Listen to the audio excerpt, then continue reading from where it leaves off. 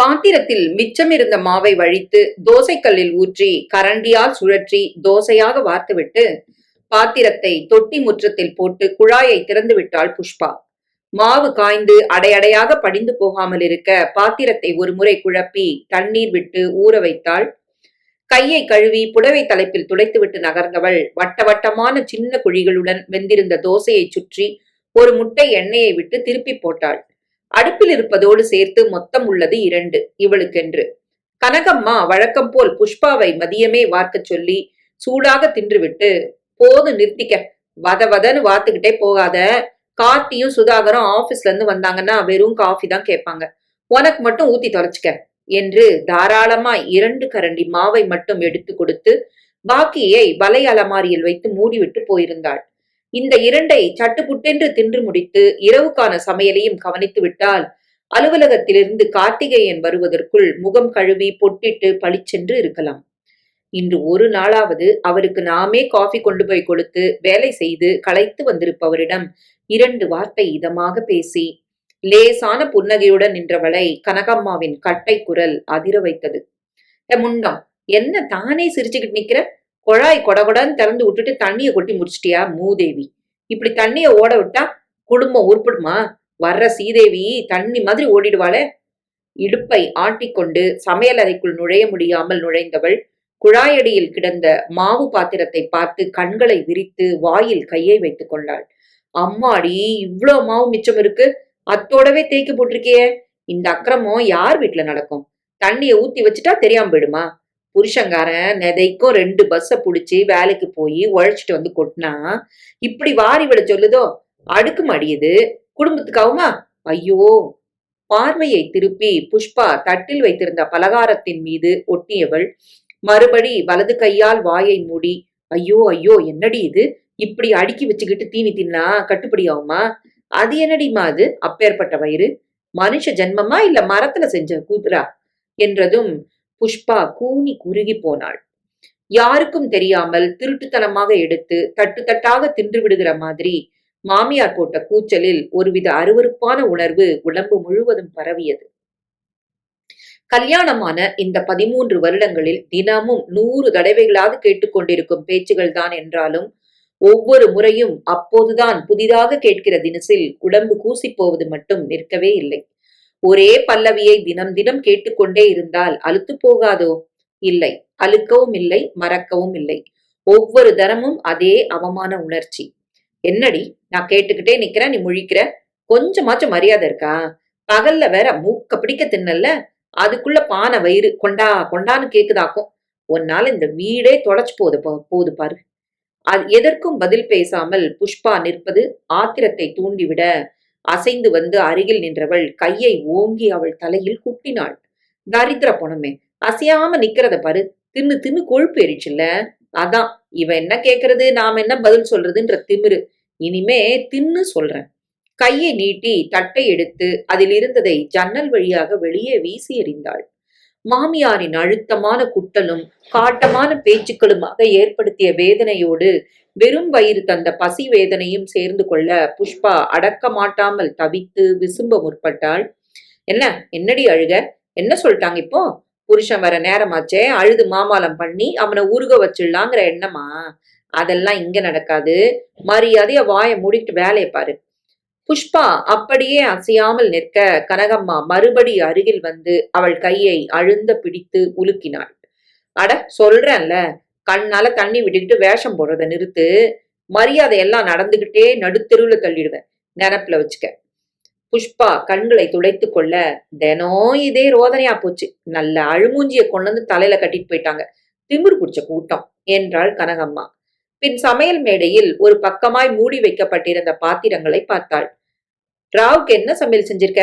ஏதாச்சும் செஞ்சியா இல்லையா? உம்முன்னு முனகுனா என்ன அர்த்தம்? கொட்டிக்க மட்டும்தான் வாய துறப்பியா? பதில் சொல்லு. புதினா துவையல் அரைச்சு தக்காளி ரசம் வச்சிருக்கேன், அப்பளம். அவள் முடிக்கும் முன் கனகம்மா குறுக்கிட்டாள். என்னடி இது, குழம்பு கிழம்பு இல்லாம துவையலையா மின்னி அடைக்க திம்பாங்க? இந்த பாரு, சட்டுன்னு ஒரு கார குழம்பு வச்சு ஒரு பொரியலை செஞ்சிரு. சோம்பேறித்தனத்துக்கு ஆகப்பட்டது சாக்குன்னு சமையல் முடிச்சிட்டாளாம்ல.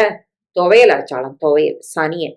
முகத்தை சுடித்து கொண்டு கூடத்தை நோக்கி திரும்பியவள் வாசலில் கார்த்திகேயன் நுழைவதை பார்த்து சட்டென்று முகபாவத்தை மாற்றிக்கொண்டு புஷ்பாவை நோக்கி திரும்பினாள். இந்தா, கார்த்தி தம்பி வந்துருச்சு, பால் அடுப்புல வை, காஃபியை கலந்து கொடுத்துட்டு அப்புறமா உன் வேலையை பாரு. இரண்டடி நடந்தவள் ஏதோ நினைத்து கொண்டவள் மாதிரி நின்று மறுபடி உள்பக்கம் திரும்பி, காஃபியை கலந்து என்னண்ட கொடு, போதும், நான் தம்பி கிட்ட கொடுத்துக்கிறேன். உன் அழுக்கு எண்ணெய் மூஞ்சிய காமிச்சுக்கிட்டு நீ போய் ஒண்ணும் கொடுக்க வேணாம், புரியுதா? வேறு வழி இல்லாமல் புஷ்பா லேசாக தலையாட்ட கனகம்மா கார்த்திகேயனை நோக்கி நடந்தாள். வா தம்பி, என்ன முகமெல்லாம் சோர்ந்திருக்கு, பஸ்ல நின்னுகிட்டே வந்தியா? ஏன்பா, ஏன் இப்படி கடந்து நெதைக்கும் அல்லாடுற? ஒரு ஸ்கூட்டர் வாங்கி வச்சுக்கன்னு நானும் கரடியா கத்துறேன், நீ கேட்டா தானே? எனக்கு என்னத்துக்குமா அதெல்லாம்னு பேச்ச வெட்டிடுற. ஒரு நாளை போல 2 பஸ் ஏறி இறங்கினா உடம்பு என்னத்துக்காகும்? அன்பும் கரிசனமும் குரலில் கொப்பளித்து வழிய பேசினவளை பார்த்து தினம் போல இன்றும் நெகிழ்ந்து போனான் கார்த்திகேயன். செருப்பை அவிழ்த்த கையோடு அவசர அவசரமாய் அருகில் வந்தவன் அவள் கையை ஆதரவாக பிடித்து கொண்டான். நீ ஏம்மா வருத்தப்படுற? எனக்கு சோர்வும் இல்ல, ஒண்ணும் இல்ல, நீ மனசு போட்டு அலட்டிக்காத. ஆமா, நீ எங்க சமையல இருந்து வர்ற? உனக்கு தான் வயசாயிடுச்சு, ஓய்வு எடுக்க வேண்டிய காலம் வந்தாச்சுல்ல, இன்னும் ஏன் எல்லா வேலைகளையும் நீயே செய்யற? புஷ்பா என்னதான் செய்யறா? 35 வயது முடிந்தவன் 3 வயதேயான சின்ன பையனைப் போல் அம்மாவின் கையை பிடித்துக்கொண்டு நின்று வாஞ்சையுடன் பேச கனகம்மா வேண்டுமென்றே குரலை பெரிதாக்கி லேசான கரகரப்புடன் பேச ஆரம்பித்தாள். விஷயம் தெரிஞ்சுக்கிட்டே இப்படி பேசுறியே கார்த்தி, எனக்கு வயசானாலும் நான் தான் எல்லாத்துக்கும் கடந்து அடிச்சுக்கணும். வேற யாரு செய்வாங்க சொல்லு? உன் சம்சாரத்துக்கு தானா எதுவுமே செய்ய தரலப்பா. நான் போய் சொன்னாலும் அதுக்கு புரியறது இல்ல. கொஞ்சம் சத்தமா பேசிட்டா கூட அழுதுடுது. வாழ்ற வீட்டுல நெதைக்கும் ஒரு பொம்பளை அழுதுகிட்டே இருந்தா நல்லாவா இருக்கும்? அப்புறம் பாக்குறவங்க என்ன நினைப்பாங்க? என்னமோ மாமியார்காரி மருமவளை கொடுமைப்படுத்துறதா, அடிக்கிறா விரட்டுறான்னு பேசிக்குவாங்க. எனக்கு ஏன்பா அந்த பேர்லாம்? ஏதோ என்னால முடியற வரைக்கும் ஒழிச்சிட்டா போகுது, அப்புறம் ஆண்டவன் விட்ட வழி. தாயின் பெரும்பூச்சுக்கு பதில் ஒன்றும் சொல்லாமல் தலை குனிந்து கார்த்திகேயன் நிற்க கனகம்மா தொடர்ந்தாள். இப்ப செய்யறத பத்தி கூட எனக்கு கவலை இல்லப்பா. என் காலம் முடிஞ்சு போயிருச்சுன்னா நீ என்ன பண்ணுவ, ஏது பண்ணுவேன்னு தான் கவலையா இருக்கு. வா இல்லாத அப்பாவி புள்ள நீ. இப்பவே உன் தலையில எல்லாரும் மிளகா அரைச்சுக்கிட்டு இருக்கிறாங்க. உனக்கு வந்து வாச்சதும் சரியில்லை. ஏதோ சீர்சனத்தின்னு அதிகமா இல்லாட்டி போனாலும் பொண்ணு நல்ல குணமா இருப்பான்னு தரகர் சொன்னதை கேட்டு ஏமாந்துட்டோம். கையில காரியமும் இல்ல, நல்ல புத்தியும் இல்ல. சதா அழுதுகிட்டு தனக்கு தானே சிரிச்சுக்கிட்டு சரியான பைத்தியமா இல்ல இருக்குது. 13 வருஷமா நீ இதுங்கிட்ட படுற பாட்டை பார்த்து மனசு தவியா தவிக்குது, தப்பு பண்ணிட்டோமோன்னு. இதோ இப்ப கூட பாரு, நீ வந்து எவ்வளவு நேரம் ஆச்சு, இன்னும் வெளியே வந்து எட்டி கூட பார்க்கல. புருஷன் வந்துட்டாருன்னு ஒரு பொண்ணுக்கு இல்லாட்டியும் போது அவன் களைச்சு வருவானே, ஒரு வாய் காஃபி கொடுப்போம்னு ஏதாச்சும் தோணுதா பாத்தியா? நீ பேசாம இருமா, காஃபி கொடுக்காட்டா போகுது, உட்கார்ந்து திங்குறால அந்த திமிரு உடம்புல, அதான். காஃபியை கலந்து கையில் வைத்துக்கொண்டு சமையலறை வாசல் படியில் நின்று வெளியே வரலாமா வேண்டாமா, வந்தால் அதை மாமியாரிடம் கொடுப்பதா கணவரிடம் கொடுப்பதா என்கிற யோசனையோடு இருந்த புஷ்பா கணவனும் மாமியாரும் பேசியதை கேட்டு திடுக்கிட்டாள். சற்று முன்தானே தன்னை காஃபி எடுத்து வர வேண்டாம் என்று சொன்னார். அதற்குள் எப்படி கதையை அப்படியே மாற்றி சொல்கிறாள்? தடுமாற்றம் நீங்காமல் வெளியே வந்தவளை பார்த்து கார்த்தி குரலெடுத்து கத்தினான். பாத்தியாமா, கையில ரெடியா காஃபிய வச்சுக்கிட்டு கதவாண்ட நின்னுகிட்டு இருக்கா. குடுக்காம இருந்தா என்ன செய்யறாருன்னு பாத்துக்கிட்டு இருந்தா போல. ஏண்டி, அப்படிதானே? நாங்க என்ன பேசிக்கிறோம்னு ஒட்டு கட்டுட்டு இருந்தியாக்கும். சாவகாசமா கொண்டாரிய. புஷ்பா பதட்டத்தோடு இல்லீங்க என்று முனக கனகம்மா குரலை பரிதாபமாக்கிக் கொண்டு மகனுக்கு தூபம் போட்டாள். இப்படிதான்ப்பா, எது சொன்னாலும் தட்டு தடுமாறிக்கிட்டு ஒரு பதில சொல்லிடுறான்.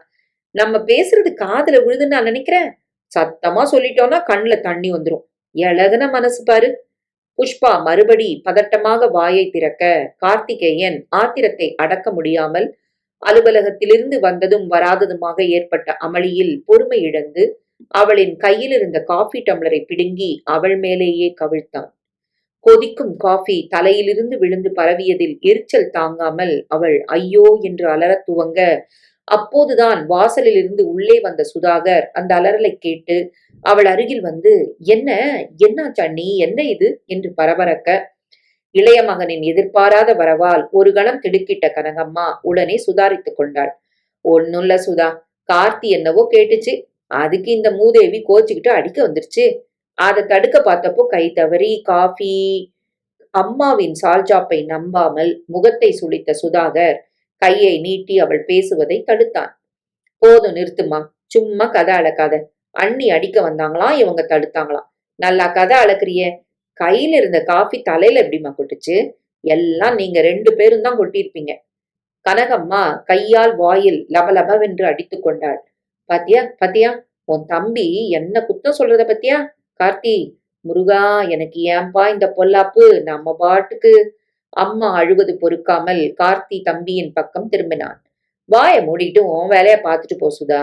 அம்மாவை ஏன் வீணா குத்தம் சொல்ற? ஆமா, நான் தான் அவ தலையில காஃபிய கொட்டினேன். என்ன இப்போ? நீ இதுல தலையிடாத. தலையிடாம என்ன செய்யறது? அம்மா பேச்ச கேட்டுக்கிட்டு நீ இப்படி அண்ணிய நிறுத்துடா.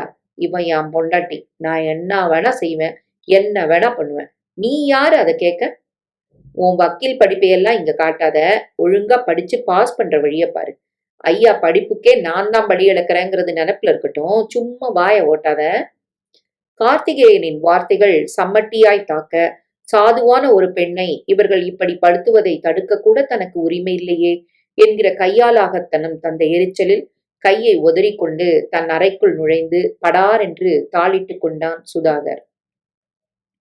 தினமும் நடக்கும் இந்த அக்கிரமங்கள் சுதாகருக்கு ஒன்றும் புதிதல்ல. 13 வருடங்களுக்கு முன் இந்த வீட்டு மருமகளாக புஷ்பா நுழைந்த போதே தொடங்கிவிட்டவைதான். ஆனால் அதற்கும் முன்பே கார்த்திகேயனை தன் விரல் நுனியில் அம்மா முடிந்து வைத்திருந்ததை அவன் அறிந்துதான் இருந்தான். இத்தனைக்கும் கார்த்திகேயனை பெற்றவள் கனகம்மா இல்லை. அவனுக்கு 9 வயது நடக்கையிலேயே ஸ்டவ் வெடித்து பெற்றவள் இறந்து போக, 2 வருடம் மனைவி இல்லாமல் தாக்கு பிடித்து பார்த்து முடியாமல் போனதும் கார்த்திகேயனின் அப்பா இரண்டாவதாக மணந்து கொண்டவள்தான் கனகம்மா. மூத்தாளுக்கு 10, 11 வயசுல புள்ள இருக்குதான், அறிஞ்சு நடந்துக்க என்று பெரியவர்கள் சொன்ன உபதேசத்தை கெட்டியாக பிடித்து கொண்டாள். வந்த புதிதில் சித்தி சித்தி என்று கார்த்திகேயன் தன்னையே சுற்றியதையும் தான் எள் என்பதற்கு முன் எண்ணெயாக நின்றதையும் புரிந்து கொண்டாள். இவனிடம் அதிகாரம் செல்லாது, அன்பு மட்டுமே காரியத்தை சாதிக்கும் என்பது எளிதில் புரிந்து போக அந்த அன்பினாலேயே அவனை கட்டி போட்டாள். கார்த்தி, ஏன் என்ன சித்தின்னு கூப்பிடுற? நான் உனக்கு அம்மா தானே, அம்மானே கூப்பிடு. நீ என் வயித்துல பிறக்கலனாலும் நான் உன்னை பெத்த பிள்ளையாத்தான் நினைக்கிறேன். அம்மானே கூப்பிடுப்பா. குரலில் அன்பு இழைய இழைய அவள் சொன்னதை கேட்ட கணத்திலிருந்து கார்த்திகேயன் அவளுடனேயே ஒட்டி கொண்டு கண்மண் தெரியாத பாசத்தில் ஆழ்ந்து போனதுதான் தொடர்ந்து நடந்தது. அந்த பாசத்தை உபயோகித்துத்தானே கனகம்மா தன் காரியங்களை எல்லாம் சாதித்துக் கொண்டாள். கார்த்தி கார்த்தி என்று கொஞ்சி கொஞ்சி பேசினாள். வீட்டில் சாதாரணமாய் செய்யும் பலகாரங்களை கூட அவனுக்காகவே சிரமப்பட்டு செய்ததாக சொன்னாள். சாதாரணமாய் வாங்கிய துணிகளை கூட அலைந்து திரிந்து அவனுக்கென்றே தேடியதாக சொன்னாள். தான் இருப்பதே கார்த்திகேயனுக்காகத்தான் என்கிற பிரமையை உண்டு பண்ணினாள். ஊரில் உலகத்தில் சித்தியாக வாய்க்கிறவர்கள் பொதுவாகவே கொடுமைக்காரிகள், மூத்தாளின் பிள்ளையை கொடுமைப்படுத்துவார்கள், துன்புறுத்துவார்கள் என்று அதுவரை கேள்விப்பட்டிருந்த கார்த்திகேயனுக்கு கனகம்மாவின் செயல்கள் ஆச்சரியத்தையும் சந்தோஷத்தையுமே அளித்தன. என் சித்தி தப்பு தப்பு, அம்மா மத்தவங்கள போல இல்ல. என்ன அடிக்கிறதில்ல, திட்டுறதில்ல, ஏன் ஏய்னா அதட்டல் கூட இல்லதான். எவ்வளவு ஆசையா எனக்காக எல்லாம் செய்யறா. என்னை பெத்தவளே உயிரோடு இருந்தா கூட இவ்ளோ அன்பை கொட்டியிருப்பாளாங்கிறது சந்தேகம்தான். இந்த நினைப்புகள் கார்த்திகேயனுக்குள் அழுத்தமாக படிந்து போக என் நேரமும் அம்மாவையே சுற்றி வந்து அவள் காலடியில் தாசானுதாசனாய் கிடந்தான். சமையலறையில் துவங்கி கடைக்கு போவது, மாவரைக்க மிஷினுக்கு போவது, காய்கறி மளிகை சாமான்கள் தவறாமல் வாங்கி வருவது என்று எல்லாவற்றிலும் அவளுக்கு உதவினான். அவ்வப்போது அவள் காலை பிடிப்பது, கையை பிடிப்பது என்று இது தொடர்ந்து ஒரு சில நாள்களில் சமையல் முழுவதையுமே கூட செய்து விடுவதில் வந்து நின்றது. ஆனால் இத்தனையும் கார்த்தியின் அப்பாவுக்கு தெரியாமல் தான். அவரின் எதிரில் கார்த்திகேயனை கொஞ்சுவது மட்டுமே நடந்தது.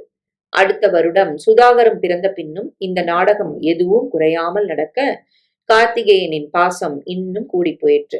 தனக்கென்று பிள்ளை ஒன்று பிறந்த பிறகும் தன் மீது அன்பாய் ஆசையாய் இருக்கிறாளே என்கிற மகிழ்ச்சி அதிகமாயிற்று. சுதாகர் பிறந்து 2 வருடத்தில் அப்பா திடீரென்று இறந்து போக தான் இனி வீட்டுக்கு பெரியவன் என்கிற பொறுப்பும் சேர்ந்து கொண்டு அவனை கண்மண் புரியாமல் நடக்கச் செய்தது. மூத்தாள் பெற்ற பிள்ளை இப்படி தன்னையே சுற்றி வருகையில் தான் பெற்றது மட்டும் விட்டேத்தியாக இருப்பதை கனகம்மாவும் சீக்கிரமாக உணர்ந்து கொண்டாள். சுதாகர் சின்ன வயதிலிருந்தே வித்தியாசமாகத்தான் இருந்தான். அம்மா, அண்ணன் என்று அன்பும் பாசமும் இருந்தாலும் கூட தன்னுடைய நியாயமான உணர்வுகளையும் செயல்களையும் யாரும் கட்டுப்படுத்துவதை அவன் விரும்பியதில்லை. நல்ல புத்தி படிப்பில் முதல். புஸ்தகங்களே கதியென்று கிடந்தாலும் அறிவுபூர்வமான கண்ணோட்டத்துடன் எதையும் பார்த்து தனக்கு நியாயம் என்று தோன்றியதை மட்டுமே செய்தான். முக்கியமாய் அம்மாவிடம் கண்மூடித்தனமான அன்பு வைத்து சுயமாக சிந்திக்க மறந்து போய் அவள் செய்யும் அடாவடிகளுக்கு துணை போகும் அண்ணனைப் போல அவனால் இருக்க முடியவில்லை. அதனால்தான் அண்ணியாக புஷ்பா அங்கு வளைய வர துவங்கிய போது அவள் இவர்களிடம் படும் பாட்டையும் இனி அனுபவிக்கப் போகும் துன்பத்தையும் நினைத்து மனது உருகினவன் தன்னையும் அறியாமல் புஷ்பாவிடம் ஒரு தாய்மை உணர்வை அடைந்து அவளுக்காக எப்போதும் பரிந்து பேச துவங்கினான். 10 வயது பையனான சுதாகரின் மனதுக்குள் புஷ்பா அண்ணி என்ற பெயருடன் பதிர்ந்து போனதே மறக்க முடியாத ஒரு அனுபவம். சின்ன பெண்ணாக, உருவத்திலும் சின்னவளாக, கண்களில் எப்போதும் ஒரு மிரண்ட பார்வையோடு அவள் அண்ணனுக்கு பக்கத்தில் உட்கார்ந்திருந்ததே வேடிக்கையாக இருந்தது.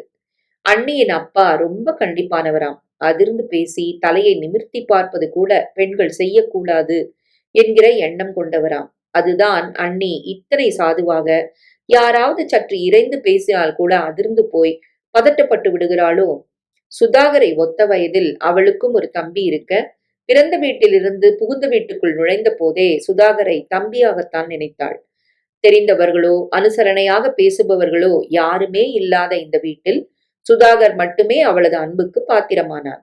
இந்த அன்பு சுதாகருக்கும் புதுசுதான்.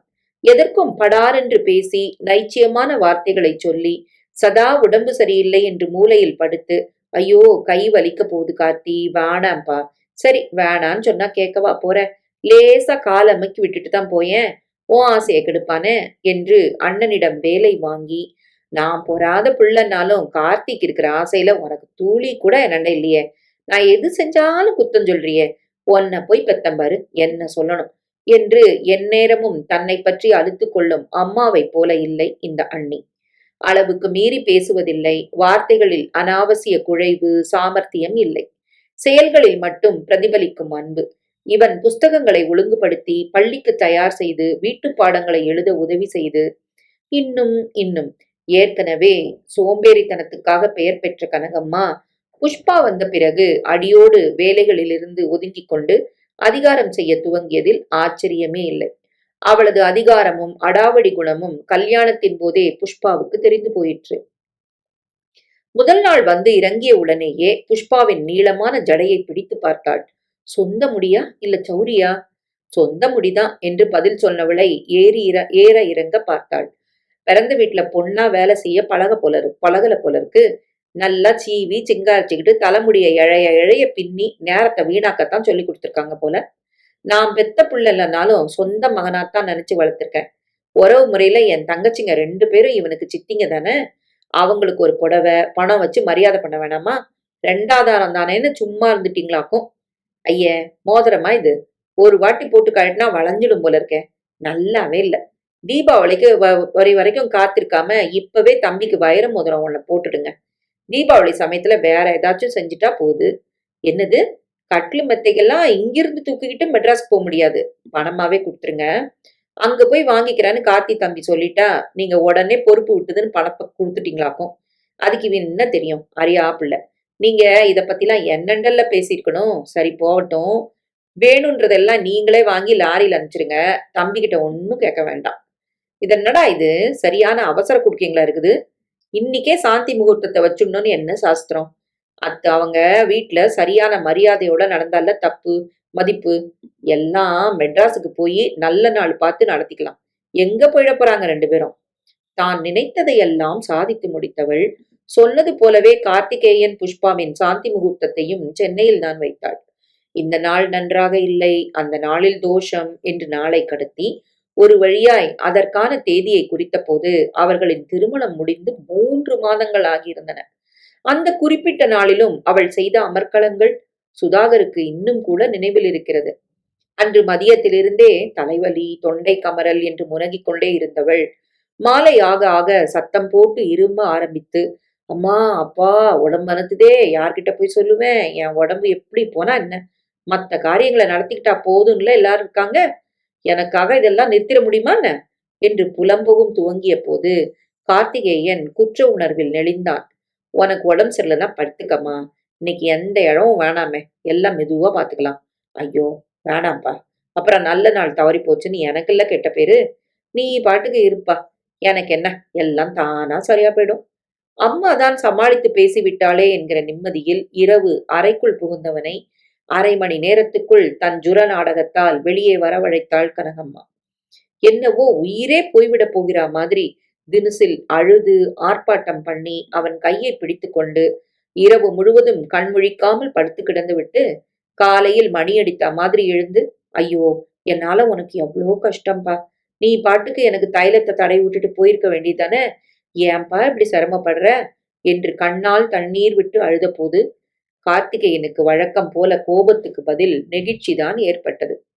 அன்று தொடங்கி இன்று வரை இந்த 13 வருடங்களில் கார்த்திகேயனை ஓரளவுக்கு மேல் புஷ்பாவிடம் நெருங்கவே விட்டதில்லை அவள். புஷ்பா சமைத்து வைத்ததை தானே அவனுக்கு பரிமாறினாள். காலை வேளைகளில் புஷ்பா அடுப்படியை விட்டு வெளியே வராமலும் மாலைகளில் கார்த்திகேயன் தன்னை விட்டு நகராமலும் பார்த்து கொண்டாள். இரவு வெகு நேரத்துக்கு பின் அவனை உறங்க அனுப்பும் ஒரு சில நாள்களிலும் கூட அவர்களது படுக்கை அறை கதவு தாளிடப்படாமல் திறந்தே இருக்குமாறு கவனித்துக் கொண்டாள். மொத்தத்தில் புஷ்பா கார்த்திகேயனுடன் ஒரு நிமிஷம் கூட மனசு விட்டு பேசுவதையோ தன் நிலையை சொல்லி ஆறுதல் தேடவோ அனுமதித்ததே இல்லை என்பதுதான் நிஜம். இத்தனைக்கும் அர்த்தம் முதலில் புரியாமல் போனாலும் வருடங்கள் ஓட ஓட விவரம் புரிய தொடங்கின நேரத்தில் ஒவ்வொன்றாக முடிச்சை அவிழ்த்து தன்னை காட்டிக்கொள்ள அம்மாவின் குரூரம் புரிந்து போன நிலையில் அவள் மீதிருந்த வெறுப்பும் அண்ணியின் மீதான அன்பும் சுதாகருக்குள் கூடித்தான் போயின. ஸ்டாண்டில் இருந்த பேண்ட் ஷர்ட்டுகளை உருவி கையோடு கொண்டு வந்திருந்த பிளாஸ்டிக் வாளியில் போட்டுக்கொண்டு நகர்ந்த புஷ்பா கார்த்திகேயனின் கோப குரலை கேட்டு அப்படியே நின்றாள். ஏய், என்ன செய்யற? தரித்திரம், வாயை திறந்தான் பேச. எதுக்கு அவ்வளவு துணியை அள்ளிக்கிட்டு போற? இது என்ன கேள்வி? துணிகளை வாளியில் எதற்கு போடுவார்கள்? சமைக்கவா? சின்னதாக எழுந்த எரிச்சலை அடக்கிக் கொண்டு தோச்சு போட என்று புஷ்பா முனக கார்த்திகேயன் கையில் இருந்த புஸ்தகத்தை வீசிவிட்டு அருகில் வந்தான். அது தெரியுதுங்க. என்னத்துக்கு என்ன கேட்காம எடுத்துட்டு போறீங்கன்னு கேக்குறேன். சர்ட் பாக்கெட்ல பணம் பேப்பர்னு ஏதாச்சும் வச்சிருப்பேன். அதெல்லாம் எடுக்காமலேயே தண்ணியில முக்கிடுவியா? இல்ல. மூதேவி, பேசாத. என்ன கேட்காம நீயா என்ன வேலை செய்யறது? கொண்டாத. பக்கெட்டை பிடுங்கி துணிகளை வெளியே எடுத்து ஒவ்வொன்றாய் உதறி பாக்கெட்டுகளை துளாவி எதிலும் எதுவுமில்லை என்று தெரிந்த பின் அவற்றை கீழே வீசி எறிந்தான். அறை முழுவதும் இறைந்த துணிகளை மறுபடி பொறுக்கி எடுத்து வாளியில் போட்டு கொல்லைப்புறத்தை நோக்கி நடந்தவளை பார்த்து, என்ன அழுத்தம் பாரு என்று கார்த்திகேயன் முணுமுணுப்பது அவளுக்கு தெளிவாக கேட்டது. ஒவ்வொரு ஞாயிறும் தவறாமல் நடக்கும் கூத்துதான் இது. அவனை கேட்காமல் துணிகளை தொட்டால் இப்போது மாதிரி வீசி எறிவான். சரி, கேட்டுவிட்டே எடுப்போம் என்றால் அதற்கும் எரிந்துதான் விழுவான். என்னது, துவைக்க எடுக்கட்டுமான்னு என்னடி கேள்வி? அழுக்கு துணிங்களை பார்த்தா எடுத்துட்டு போக வேண்டியதானே. இத கூட எடுத்து மகாராணி கையில கொடுப்பாங்களாக்கும். மரமண்டன் கேள்வியை பாரு. தவறாமல் இவற்றில் கனகம்மாவும் சேர்ந்து கொள்வாள். நீ ஏன் கார்த்தி இவ கூட அனாவசியமா மல்லுக்கு நிக்கிற? புருஷன் மனசறிஞ்சு நடக்கணுங்கிற நினைப்பு இருந்தா தானே எடுத்துட்டு போறா. எங்க அந்த மாதிரி நல்ல எண்ணெல்லாம் இருந்துட்டாதான் தேவலையே. ஒன்னும் இல்லாத்துக்கே இந்த ஆட்டம் போடுது. எதை பேசினாலும் எதை செய்தாலும் அது தவறு என்று கண்டுபிடிக்கவும் அதை வைத்து தொடர்ச்சியாக பேசவும் எப்படித்தான் இவர்களால முடிகிறதோ என்கிற ஆச்சரியம் மட்டும் இன்னும் புஷ்பாவுக்குள் இருக்கிறது. துணிகளை தண்ணீரில் ஒரு தரம் நனைத்து சோப்பு போட்டுவிட்டு பக்கெட்டிலேயே அடைத்து வைத்தாள். 10 நிமிடம் போல ஊறினால் சுத்தமாக அழுக்கும் பிசுக்கும் விட்டு போகும். அதற்குள் உள்ளே இருந்து கோதுமையை கொண்டு வந்து விட்டால் இந்த 11 மணி வெயிலில் வீணாகாமல் காய வைத்து விடலாம். சோப்பு நுரையை வழித்து கையை அலம்பிக் கொண்டு உள்பக்கம் திரும்பினாள். சமையலறை வாசல் படியேறியில் கனகம்மா எதிர்பட்டாள். அதுக்குள்ளேயுமா துணிங்களை துவைச்சிட்ட? இல்ல. பின்ன ஒரு வேலையை முடிக்கிறதுக்குள்ள உள்ளார என்ன வெட்டி முறியுது? ஊற வச்சுட்டு வந்திருக்கிறேன். அதுக்குள்ள கோதுமை எடுத்துக்கிட்டு போய் காய போடலாமேன்னு. அதெல்லாம் மத்தியானம் போட்டுக்கலாம். இப்ப போய் ஒழுங்கா துவைக்கிற வேலையை பாரு. இந்தா, உடனே ஓடாத. என் புடவைங்க ஒரே அழுக்கா இருக்கு. சேர்த்து சோப்பு போட்டுடு. அவளை உள்ளேயே வரவிடாமல் நிற்க வைத்து தானே உள்ளே சென்று புடவைகளை எடுத்து வந்து புஷ்பாவின் கைகளில் திணித்தாள். இந்த பாரு, சும்மா சும்மா உள்ளார ஓடி வந்துடாத. வேலையெல்லாம் முடிச்சிட்டு வந்தா போதும். கோதுமையை நானே கொண்டு வந்து தரேன். அருகில் இருக்கும் பானை தண்ணீரை கூட கொல்லையில் இருக்கும் புஷ்பாவை வரவழைத்து எடுத்து கொடுக்க சொல்லும் கனகம்மாவுக்கு ஞாயிற்றுக்கிழமைகளிலும் மற்ற லீவு நாட்களிலும் மட்டும் அவள் மீது இரக்கம் வந்துவிடும். அவள் அதிகமாக கூடத்து பக்கமோ அல்லது உள்ளறை பக்கமோ வராமல் இருக்க செய்து விடுவாள். ஏனாம்? அந்த நாட்களில் கார்த்திகேயன் வீட்டிலேயே இருப்பானே. பகல் வேளைகளில் புஷ்பா உள்ளே வந்து அவனுடன் பேசிவிட்டால் என்னாவது? தான் ஏதோ அசதி மறதியாய் இருக்க போக பிள்ளை அந்த பெண்ணின் அருகாமையில் மயங்கிவிட்டால் என்ன செய்வது? அவள் வேறு சிவப்பு தோலும் மூக்கும் மொழியுமாக அழகாக இருந்து தொலைக்கிறாள், சனியன். ஆனால் கனகம்மா இத்தனை காபந்து பண்ணியும் கூட ஓரிரு சமயங்களில் விஷயம் கைமீறித்தான் போய்விடுகிறது. அன்றும் அப்படித்தான். புஷ்பாவிடம் புடவைகளை கொடுத்துவிட்டு திரும்பியவளை, கனகம்மா, நம்ம சிவகாமிக்கு வாங்கியிருக்கிற புடவை நகைங்களை பார்க்கணும்னு சொன்னீங்களே, இப்ப வரீங்களா? பாத்திரங்களை கூட பாலிஷ் போட்டு எடுத்து வச்சிருக்கிறேன். நீங்களும் பார்த்து முடிச்சுட்டா எடுத்து பொட்டியில அடிக்கிடலாம். கல்யாணத்துக்கு இன்னும் 2 நாள் தானே. நாளைக்கு சாயங்காலம் ரயில பிடிச்சாகணுமே என்று எதிர் வீட்டு பார்வதி வந்து அழைக்க, புஷ்பா கொல்லையில் தானே உட்கார்ந்திருக்கிறாள் என்ற தெம்பில் உடனே கிளம்பி பார்வதியோடு போக, அன்றைக்கு கார்த்திகேயனுக்கும் நாள் சரியில்லை போலிருக்கிறது. இல்லையானால் பாவம், அனாவசியமாக அம்மாவிடம் அப்படி பேச்சு வாங்க நேர்ந்திருக்குமா? வாசப்பக்கம் கவனிச்சுக்க கார்த்தி என்று அம்மா எச்சரித்து விட்டு போன பின் கார்த்தி வெறுமே ஈசி சேரில் அமர்ந்து டேப் ரெக்கார்டரில் ஏதோ பாட்டை கேட்டுக்கொண்டுதான் இருந்தான். அப்படியே சாய்ந்து தன்னை அறியாமல் உறங்கி போனவன் டேப் பட்டென்று நின்று போன சத்தத்தில் உடனே முழித்துக் கொண்டான். அரைகுறை தூக்கத்தில் எழுந்து கொண்டது தலையை அழுத்தி வலியை தூண்ட, எழுந்து சூடாய் ஒரு டீ குடித்தால் தேவலை போல் இருந்தது. இருந்த இடத்திலிருந்தே அசையாமல் ஏய் என்று குரல் கொடுத்தான். புஷ்பா வராமல் போக மறுபடி ஏய். இப்போதும் பதில் கிடைக்காமல் போனதில் எரிச்சல் அதிகமானது.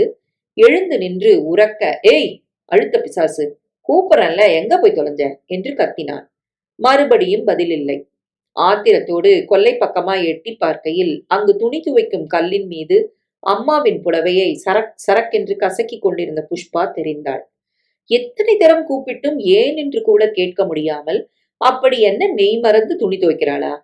திறந்து கிடந்த வாசல் கதவை கூட மூடாமல் விடுவிடுவென கொல்லைப்புறத்தில் நுழைந்து இவள் தோளில் அழுத்தமாய் கையை வைத்து வேகமாய் உலுக்கி தன் பக்கமாய் திருப்பினான். எந்த யோசனையுமின்றி தன் பாட்டுக்கு வேலையில் மூழ்கியிருந்தவள் இந்த திடீர் உலுக்கலில் திடுக்கிட்டு போய் இவனை பயத்தோடு பார்க்க, அந்த சமயம் பார்த்துதானா கனகம்மா உள்ளே நுழைய வேண்டும்? பார்வதி பெருமையோடு காட்டியவற்றை அலட்சியமாக பார்த்து, போனால் போகிறதென்று சுமாராய் இருக்கு என்று பாராட்டை உதிர்த்து, நான் வர நாழியாவது என்ற முனகலோடு அவசரமாய் கிளம்பி வந்தவள் திறந்து கிடந்த வாசலை பார்த்து கோபப்பட்டு முன்காலிலும் யாரும் இல்லாததைக் கண்டு அதிர்ந்து கொல்லை பக்கம் பார்க்க, தூக்கி செருகிய புடவையும் சோப்பு கையுமாக புஷ்பா, அவள் தோளில் கை வைத்துக் கொண்டு கார்த்திகேயன். இருவர் முகங்களும் அருகருகே. அடக்கடவுளே! கார்த்தி! புஷ்பாவை ஒரு அறை விட்டு தன் ஆத்திரத்தை தீர்த்து கொள்ளும் எண்ணத்தோடு வந்து நின்ற கார்த்திகேயன் அம்மாவின் நலனை கேட்டு மனைவியின் தோளில் இருந்த கையை அவசரமாக இழுத்துக்கொண்டு வேகமாய் கூடத்துக்குள் நுழைந்தான். என்னப்பா இது? எதுமா? எதுவா? தெரியாத மாதிரி கேக்குறியே கார்த்தி. உண்மையா எனக்கு புரியலமா, எதை பத்தி கேக்குற? சும்மா நடிக்காதப்பா. வாச கதவு திறந்தே கிடக்கு. பட்ட பகல்ல அக்கம் பக்கம் குடுத்தனம் பண்றவங்க இருக்காங்க. நீ பாட்டுக்கு அந்த சிரிக்கியோட ஒன்னா நின்னுகிட்டு. அதுவரை ஒன்றும் புரியாமல் விழித்த கார்த்திகேயன் உடனே நிமிர்ந்தான். என்னம்மா சொல்ற? அதை என் வாயால இன்னும் எத்தனை தரம் சொல்லணும்? உன்னை வாச பக்கம் இல்ல பாத்துக்க சொல்லிட்டு போனேன். 2 நிமிஷத்துல நான் திரும்பி வரத்துக்குள்ள வீடே கொல்ல போயிடும் போல இருக்கே. இல்லம்மா என்னப்பா வந்து போய் அதுக்குள்ள கொல்லையில என்ன வேலை உனக்கு? வேலை ஒண்ணும் இல்லம்மா, டீ சாப்பிடணும் போல இருந்துச்சு, அதான் புஷ்பாவை கேட்கலான்னு. டீ வேணும்னா இங்க இருந்தே குரல் கொடுத்தா பத்தாதா?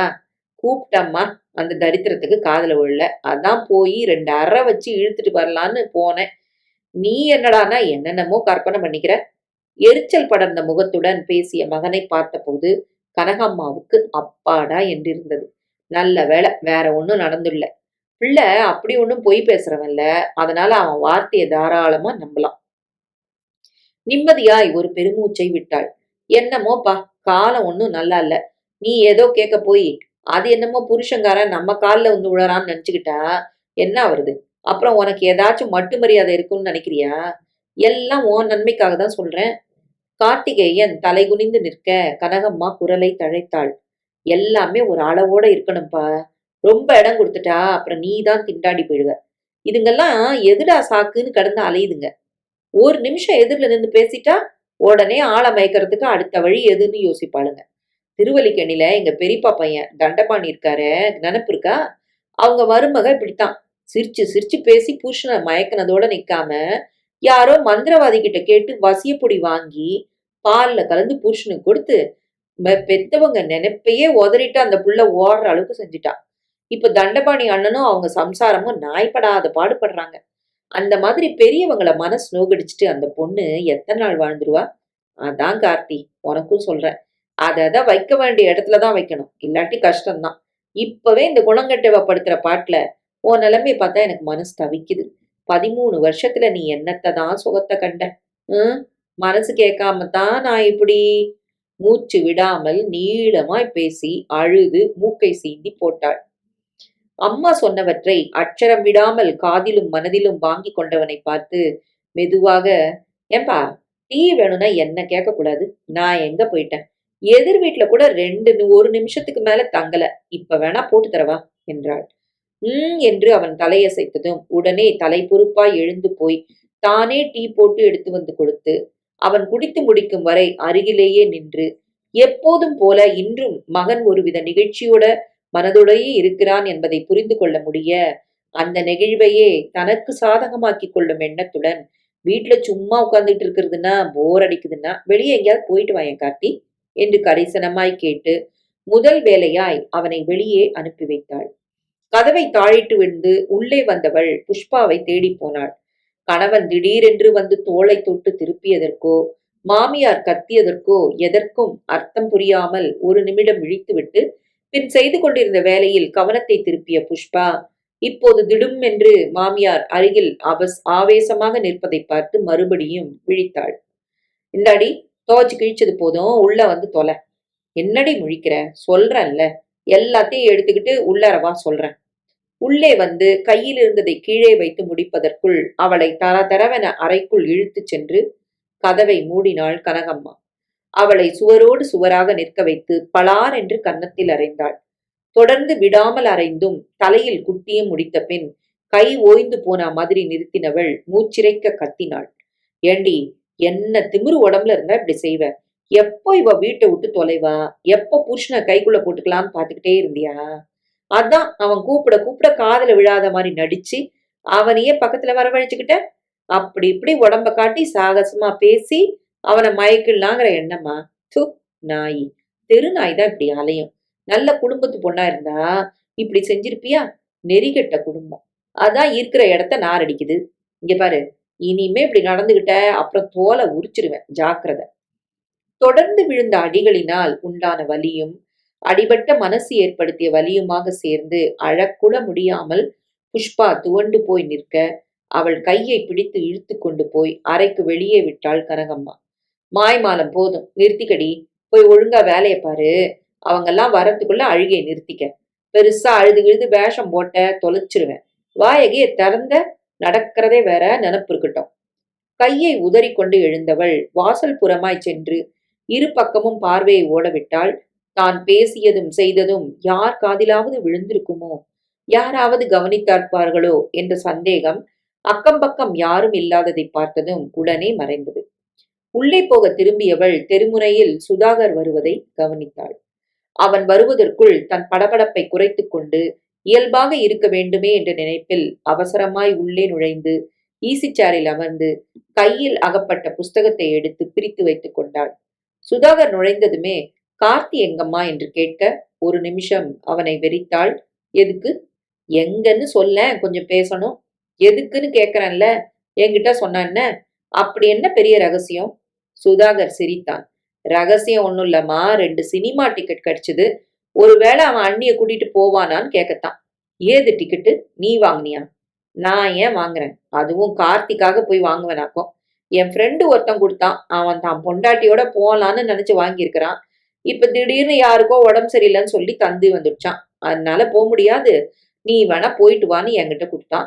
2ஆ கிடைச்சிருக்குதே, கார்த்திகை கொடுக்கலாமான்னு கேட்டேன். சரி, அதை என்னண்டா சொன்னேன்னு பெருசா மூடி மறைக்கிறியே? நான் ஒண்ணும் மறைக்கலம்மா. உன்கிட்ட சொன்னா நீ வழக்கம் போல கத்துவ. அதுவும் அண்ணிய கூட்டிக்கிட்டு கார்த்தி சினிமா போறேன்னு சொன்னா நீ விட்டு வைப்பியா? உனக்கு தெரியாம கொடுக்கலான்னு தான் நினைச்சேன். வாய மூடிட்டு உன் வேலைய பார்த்துக்கிட்டு போ. நான் அவனை அனுப்புவேன், இல்ல சும்மா இருப்பேன். அதை பத்தி நீ கேள்வி கேட்க வேணாம். சுதாகர் சொன்ன மாதிரியே மாலையில் கார்த்திகேயன் வந்ததும் அவனை இவனுடன் பேசவே விடாமல் குறுக்கே நின்று, வரியா கார்த்தி, கோயிலுக்கு போயிட்டு வரலாம். மனசே சரியில்லை என்று சாதுவாய் கேட்டு அவன் உடனே தலையாட்டி பூனைக்குட்டியாய் தொடர்ந்து வர பெருமிதத்தோடு வெளியேறினாள் கனகம்மா. உடம்பை சுருட்டிக் கொண்டு ஒரு பக்கமாய் ஒரு கழித்து படுத்தாள் புஷ்பா. மேற்கூரை இல்லாமல் திறந்து கிடந்த தாழ்வாரத்தினுள் புகுந்த வெயில் முகத்தை தாக்கிய சூடு பொறுக்காமல் புடவை தலைப்பால் முக்காடிட்டுக் கொண்டாள். கண்களை அழுந்த மூடியும் கூட உறக்கம் வர மறுத்தது. வெறும் வயிறு கர் புர் என்று சத்தமிட்டது. பசியின் தூண்டுதலில் லேசாக அழுகை வந்தது. ஏன் இப்படி இருக்கேன் நானு? காலையிலிருந்து பட்னி.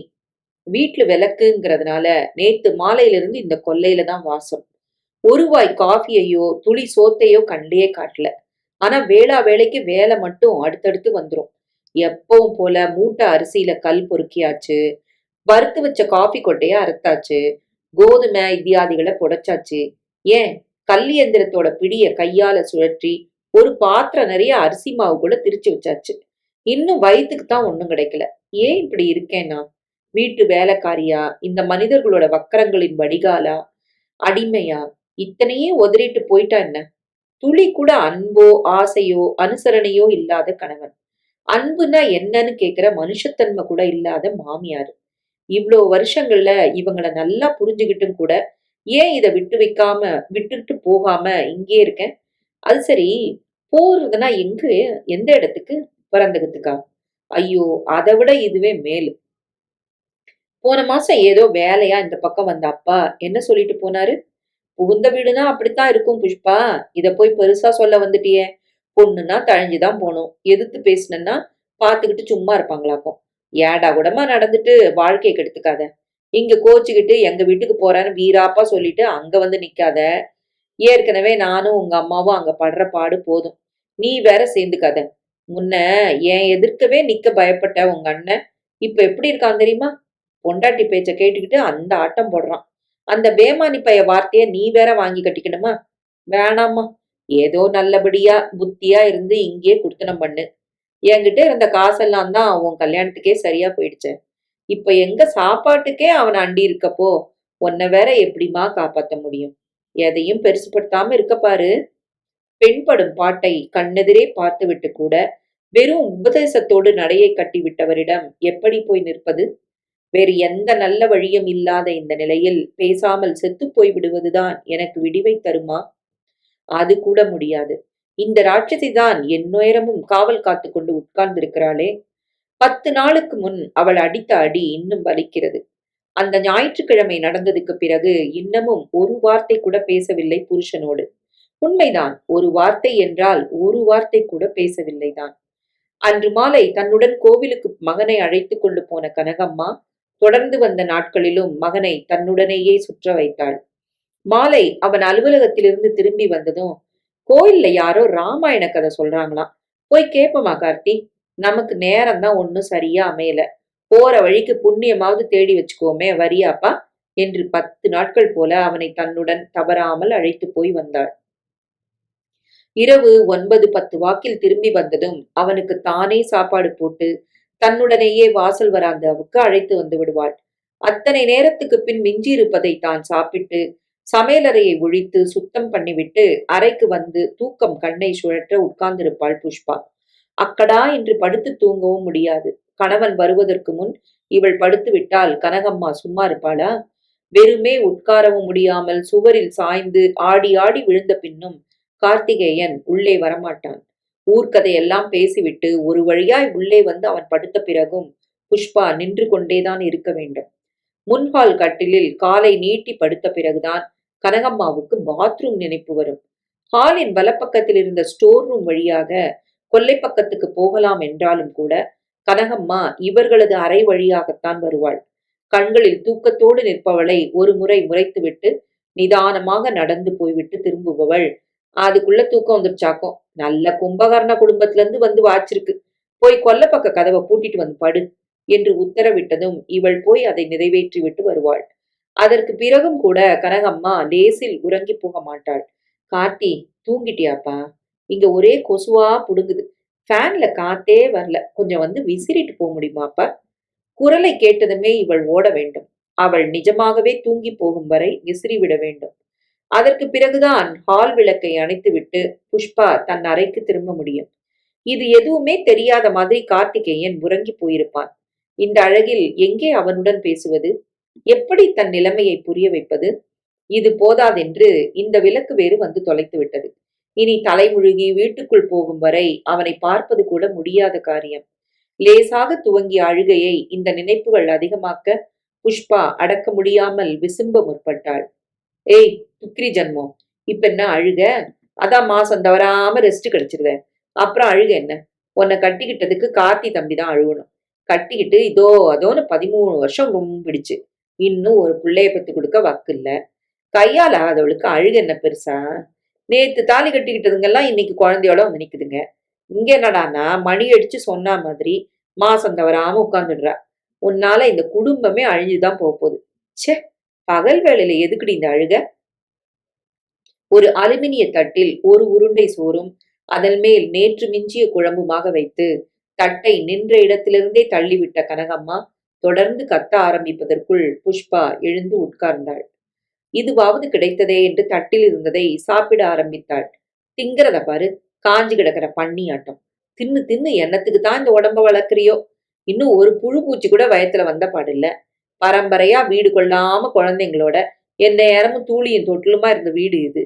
இப்பேற்பட்ட குடும்பத்துல நீ என்னைக்கு காலை எடுத்து வச்சியோ அன்னைக்கே தரித்திரம் பிடிச்சிருச்சு. பார்த்தா பரதேசி கும்பலா தெரியுதுக்கா, நல்லா வாடற குடும்பமா தெரியலன்னு அன்னைக்கே என் தங்கச்சிங்க அடிச்சுக்கிட்டாளுங்க. நான் தான் என்னமோ புத்தி கெட்டு போய் சம்மந்தம் பேசிட்டேன். அதுக்குத்தான் இப்ப அனுபவிக்கிறேனே. ஒரு வளக்காப்பு, பூச்சி விட்டுறது, 4 பலகாரம், 2 பாத்திரம், பண்டோன்னு ஏதாச்சும் சீர் செலுத்தி ஒரு மண்ணும் இல்ல. கட்டிட்டு கையோட ஊருக்கு போனவங்க தான். அப்புறம் இந்த பக்கமே திரும்பி கூட பார்க்கல. அப்பங்காரன் தான் மாசம் ஒரு தடவை வரானே. பொண்ணுக்கு ஒரு நகை நட்டு வாங்கிட்டு வருவோம்னு தோணுதா? பெருசா 2 பீத்தல் பழத்தை வாங்கி கொடுத்துட்டு 2 வேளை உட்காந்து மூக்க பிடிக்க தின்னுட்டு தான் போவான். சி, என்ன பத்திக்கிட்டு வருது. ஒரு வாய் சோற்றை வீசி எறிந்துவிட்டு அதை தின்று முடிப்பதற்குள் வார்த்தைகளை கொட்டி போக வர நின்று கத்தினவள் அத்துடன் நிற்கவில்லை. மாலை கார்த்திகேயன் வந்ததும் விடாமல் புலம்பினாள். என்னமோ தம்பி, மனசு கேட்காம தான் இப்படி புலம்புற. தினம் வீட்டுக்கு வந்து பொழுது போவாம மோட்டு வேலைய பார்த்துக்கிட்டு நிக்கிற. என் காலம் முடிஞ்சு நாளைக்கு உன் காலமும் இப்படியே முடிஞ்சு போயிடுமோன்னு பயமா இருக்குப்பா. இந்த வம்சம் இப்படியே நாசமா போக வேண்டியதானா? ஏம்மா வருத்தப்படுற? அதான் சுதாகர் இருக்கான்ல, அவனுக்காவது நல்ல வாழ்க்கை அமையாதா? அட போப்பா, அவனை பத்தி இப்ப யார் கேட்டாங்க? நான் உன்னை பத்தில கவலைப்படுறேன். அவசரப்பட்டு ஒரு தாலியை கட்ட சொல்லிட்டு இப்படி அவஸ்தைப்பட வச்சுட்டனேன்னு உறுத்துது. ஜாதகம் கீதகம்னு எல்லாம் அவங்க காட்டுனதுதான். நாமளா பொருத்தம் பார்த்தோம்? இந்த பொண்ணு ஜாதகத்துல என்ன தோஷமோ என்ன குறையோ? யாரு கண்டாங்க அதெல்லாம்? அந்த இழவுனாலதான் ஒரு வாரிசே இல்லையோ என்னமோ. அத பத்தி இப்ப என்னம்மா? எதுவா இருந்தாலும் இனிமே என்ன செய்யறது சொல்லு? இப்ப போய் ஜாதகத்தை மாத்தவா முடியும்? கனகம்மா கொஞ்சம் தெம்பாய் நிமிர்ந்து உட்கார்ந்தாள். ஏன்பா செய்ய முடியாது? அடுத்த தெருவுல ஒரு சாமியார் இருக்காராம். ஜாதகம் ஜோசியம் எல்லாம் ஒழுங்கா சொல்லுவாராம். இன்னின்னது இப்பப்ப நடக்கும்னு சத்தியம் பண்ணி சொல்லுவாராம். அவர்கிட்ட போய் கேட்டா என்ன? நல்லது பொல்லாது எல்லாத்துக்குமே அவர்கிட்ட தான் போவோம்னு இங்க அண்டாசல்ல எல்லாரும் பேசிக்கிறாங்கப்பா. நீ என்ன சொல்ற? சரி என்று தலையாட்டின பிள்ளையை கூட்டிக் கொண்டு கனகம்மா மறுநாளே அந்த சாமியாரை தேடி போக, சம்பந்தப்பட்ட ஆளை கூட்டிட்டு வராம நீங்க மட்டும் வந்திருக்கிறீங்களே, ஆளை பார்க்காம என்னத்த சொல்றது என்று அவரின் கோபத்துக்கு பயந்து உடனே திரும்பி வந்து 2 நாளில் புஷ்பாவையும் கூட்டிக் கொண்டு போனாள். கழுத்தில் ஏகப்பட்ட சங்கிலிகளோடும் மணி மாலைகளோடும் கைவிரல் ஒன்று கூட விடாமல் மோதிரங்களோடும் கிராப்பு தலையும் காவி வேட்டியுமாக இருந்தவர் முன் மருமகளையும் விழச் சொல்லி தானும் விழுந்து வணங்கினாள். கண்கள் அகல விழித்து புஷ்பாவை பார்த்தவர், அதோ கண்ல தெரியுதே தோஷம், அதான் குழந்தைய பொறுக்கல என்றார். தோஷமா? அப்படின்னா என்ன செய்யறது? பரிகாரமா ஏதாச்சும்? இருக்கு இருக்கு, அவசரப்படாதீங்க. காளியாத்தாள நினைச்சுக்கிட்டு மந்திரம் சொல்லி குங்குமம் இட்டு விடுறேன். அப்புறம் 45 நாள் விடாம தொடர்ந்து வந்து இட்டுக்க சொல்லுங்க. எல்லாம் சரியா போயிடும். கனகம்மா கொடுத்த பணத்தை வாங்கி இடுப்பில் முடிந்து கொண்டவர் புஷ்பாவை தனியாக அழைத்து கொண்டு பூஜை அறைக்குள் நுழைந்து தாளிட்டு சுவர் முழுவதும் மாட்டியிருந்த சுவாமி படங்களையோ கீழே இருந்த வெங்கல சிலை பூ விளக்கையோ லட்சியம் பண்ணாமல் இவள் மேல் கை வைத்து தன் பக்கமாய் இழுக்க புஷ்பாவுக்கு உடனே தெரிந்து போயிற்று அந்த பரிகாரத்துக்கான அர்த்தம். உடனே சமாளித்துக் கொண்டு அவனை கீழே தள்ளிவிட்டு விலகி கதவை திறந்து வெளியே ஓடி வந்தாள். என்ன, என்னடி ஓடி வந்துட்ட, சொல்லு.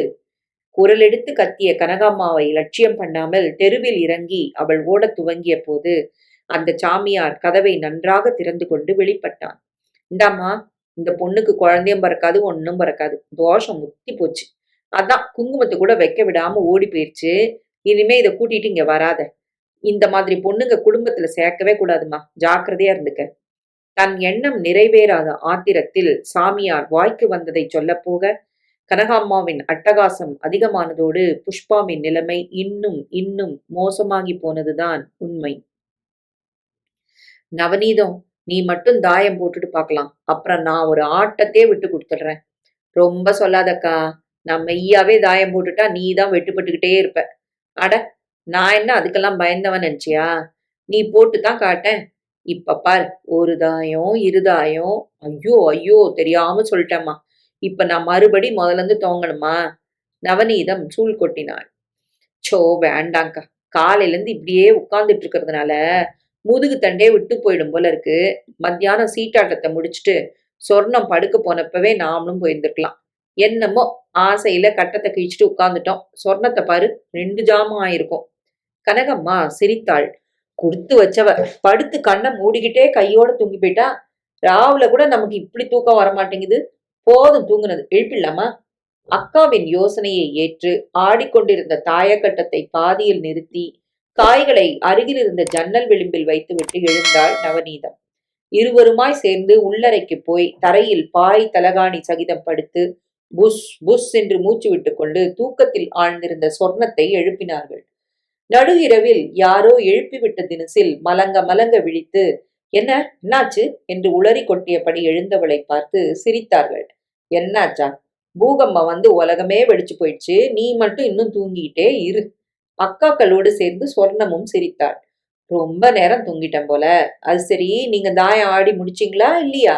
யார் ஜெயிச்சது? யாரும் இல்ல, பாதியில நிறுத்திட்டோம். முதுகு வலிக்க ஆரம்பிச்சிருச்சு. மரியாதையா உன்ன மாதிரி நாங்களும் ஒரு தூக்கம் போட்டிருக்கலாம். இப்ப தலைவலி வேற சேர்ந்துகிட்டு மண்டைய கொடைய ஆரம்பிச்சிருச்சு. சொர்ணம் எழுந்து நின்று புடவையை சரி செய்து கொண்டாள். மணி 4 போதே, நீங்கள்லாம் காஃபி சாப்பிட்டு முடிச்சாச்சா? இன்னும் இல்ல சொர்ணம், அதுக்குதான் உன்னையே எழுப்பணும். பேசிக்கொண்டே சமையல் அறைக்குள் நுழைந்தார்கள். தரையில் அமர்ந்து வெங்காயம் நறுக்கி கொண்டிருந்த புஷ்பா இவர்களை கண்டதும் சரக்கென்று எழுந்து நின்றாள். என்னடி, எதுக்கு வெங்காயம்? கண்களை இடுக்கிக் கொண்டு கனகம்மா வினவ புஷ்பா ஒரு நிமிஷம் விழித்தாள். உப்புமாவுக்கு. உப்புமாவா? யார் செய்ய சொன்னாங்க இப்போ? நீங்க தான் சாயந்தரம் டிஃபனுக்கு உப்புமா செஞ்சுட்டா போதும்னு காலையில சொன்னீங்க அத்த. காலையில சொன்னா இப்ப சொன்னதா அர்த்தம் ஆயிடுமா? செய்யறதுக்கு முன்னால என்ன ஒரு வார்த்தை கேட்க மாட்டியாடி? புஷ்பா பதில் பேசாமல் நின்றாள். நவநீதமும் சொர்ணமும் முகத்தை சுளித்தார்கள். என்னக்கா உப்மாவை செய்ய போற? ஐயோ, யாருக்கு பிடிக்கும் அது? வேற ஏதாச்சும் செய்ய சொல்லுக்கா. நாங்களும் இங்க வந்து 10 நாளைக்கு மேல ஆகுது. இன்னும் வாய்க்கு ருசியா ஒரு பலகாரம் உன் மருமவ செஞ்சு போடவே இல்லை. சொன்னா வருத்தப்படாதக்கா. ஆனாலும் இவளுக்கு சுறுசுறுப்பும் காரியமும் பத்தாதுதான். உனக்கு போய் இப்படி ஒரு மருமக வச்சிருக்க வேணாங்க்கா. உன் கை காரியம் என்ன, ருசி என்ன? இத்தனை வருஷத்துல உன்னண்ட ஒண்ணுமே கத்துக்கலையே இந்த பொண்ணு. கார்த்திக்கு நல்ல பொண்டாட்டி வந்து வாச்சா அப்போ. நவநீதம் சொன்னதை சொர்ணம் ஆமோதித்தாள். ஆமாக்கா, நான் கூட கவனிச்சேன். சதா மசமசன்னு நின்னுகிட்டு இது முழிக்கிற மொழியும் பாக்குற பார்வையுமே நல்லா இல்ல. வீட்டுக்கு விருந்தாளிங்க வந்திருக்காங்கன்னா ஒரு நல்ல ஸ்வீட்டு பலகாரம் செஞ்சு போடணும்னு கூடவா ஒருத்தர் சொல்லி கொடுப்பாங்க? அடி, அப்படி என்ன நம்ம அந்நியமா அசலா? மாமியாருக்கு தங்கச்சிங்க தானே. 4 கிழமைன்னா மாமியார் முறையில இருக்கிறவங்களுக்கு புடவை பூவுன்னு வாங்கி கொடுக்காட்டியும் போகுது. வந்தவங்களை நல்ல விதமா கவனிச்சு அனுப்பக்கூடவா தெரியாது? தங்கைகளின் குத்தல் பேச்சு கனகம்மாவின் ஆத்திரத்தை தூண்டிவிட்டது. சட்டென்று குனிந்து கீழே கிடந்த வெங்காயத்தையும் அருவாள்மனையையும் கையால் தள்ளிவிட்டாள். பொடி பொடியான வெங்காயத்துண்டு அறை முழுவதும் பரவியது. புஷ்பாவின் தலையில் ஓங்கி ஒரு குட்டு வைத்து ஆத்திரமடங்காமல் கத்தினாள். கேட்டியாடி, என் தங்கச்சிங்க என்ன சொல்றாங்கன்னு? வருஷத்துக்கு ஒரு தடவை அத்தி பூத்தாப்புல வராங்க. அவங்க மனசு வருத்தப்படும்படியா செஞ்சிட்டியடி. பாழும் கருதம். வந்தவங்க மறுநாளே ஓடிட்டுன்னு உப்புமா செய்தியாக்கும். யார் வீட்டு பணண்டி பாழ போகுது? என்னமோ உங்க அப்பா கொடுத்த பணத்துல பங்கு கேட்ட மாதிரில நினைச்சிருக்கிற. உப்புமா செய்யறாளாம் உப்புமா. செக் மூதேவி. என்ன என்னடி நினைச்சுக்கிட்டு இருக்க உன் மனசுல? நவநீதம் கை நீட்டி அக்காவை தடுத்தாள். விடுக்கா, நீ ஏன் வீணா மனசு வருத்தப்பட்டுக்கிற? இது இன்னைக்கு நேத்தா நடக்கிற சமாச்சாரமா? 13 வருஷமா இப்படித்தானே நீ மாரடிச்சுக்கிட்டு இருக்கிற? ஏதாவது துளி மாறுதல் தெரியுதா? அப்புறம் நீ ஏன் கஷ்டப்படுற? விட்டு தொலை. எதையோ குளிப்பாட்டி எங்கேயோ வச்சாலும் என்னமோன்னு சொல்லுவாங்களே, அது மாதிரிதான் இதுவும்.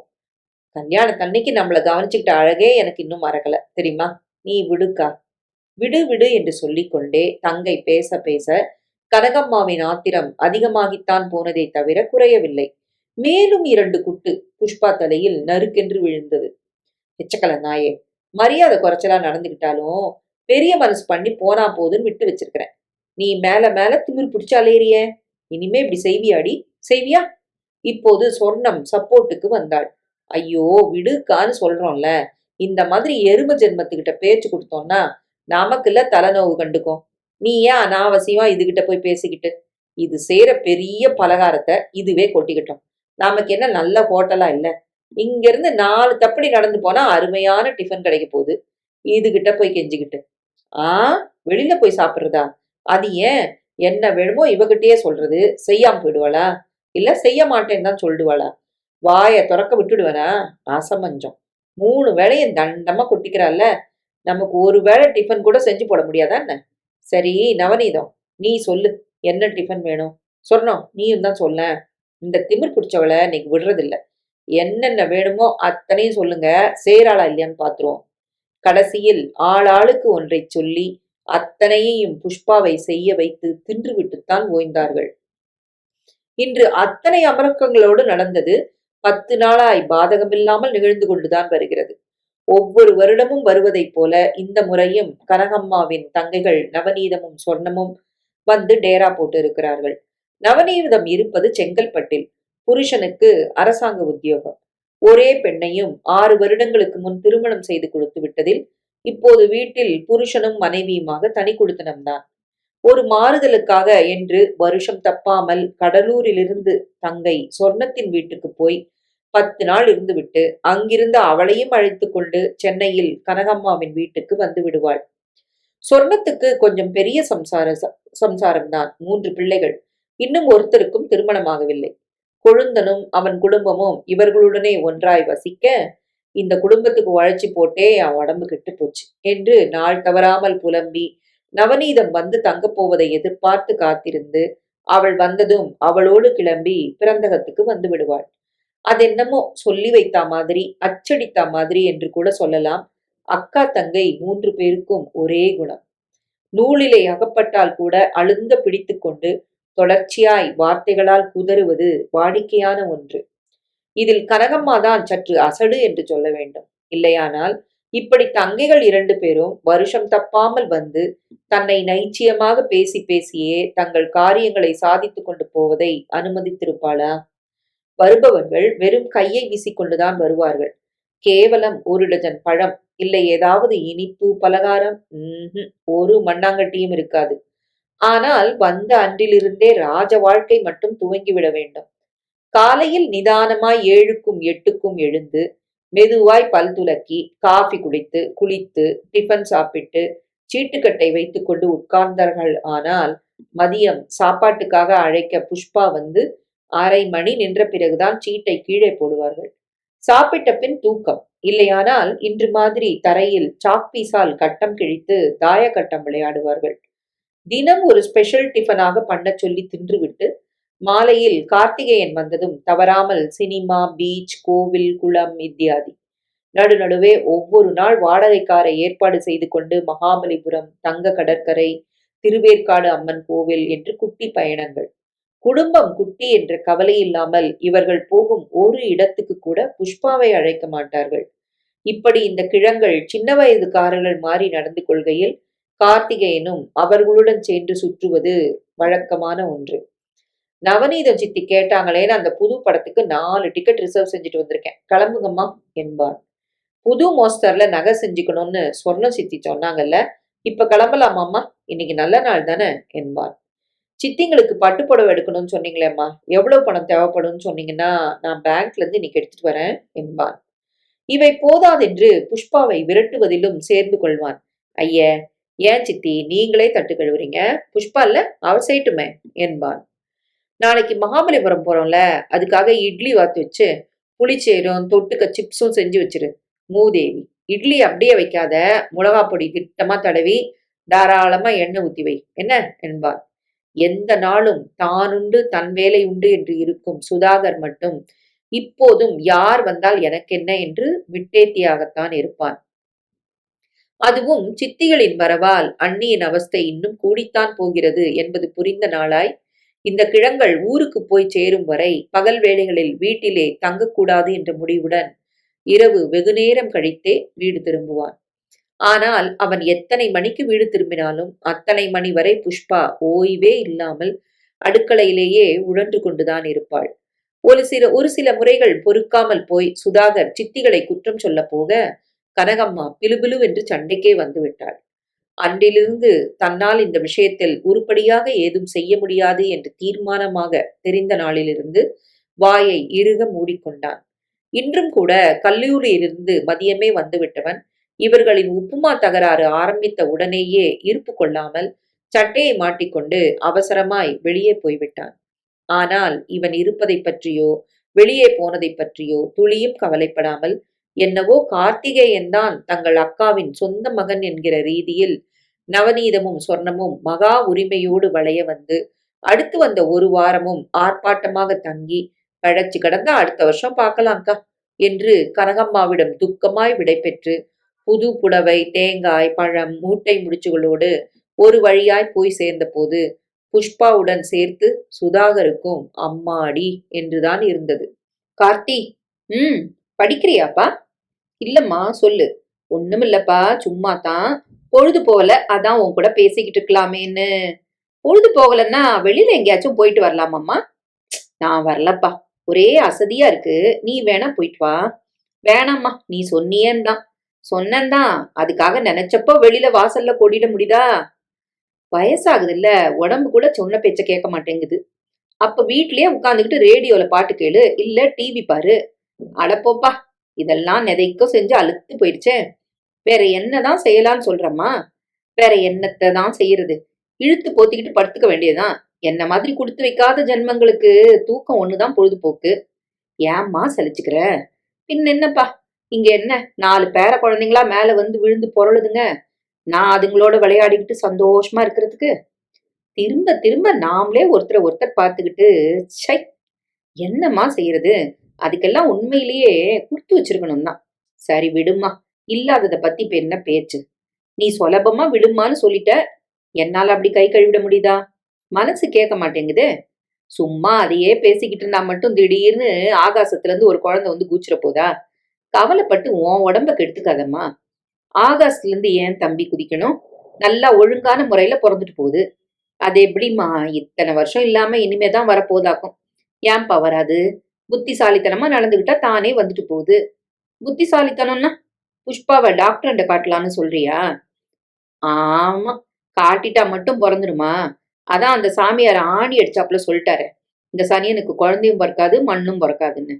ஏம்மா டாக்டர்கிட்ட காட்டி ஏதாச்சும்? நிறுத்து தம்பி, அன்னைக்கு நடந்ததை நீ மறந்துட்ட போல இருக்கு. சாமியார் கொடுத்த கும்மத்தை கூட வச்சுக்க முடியாம இவ தலதெறிக்க ஓடி வந்தது நினைப்பு இல்லையா?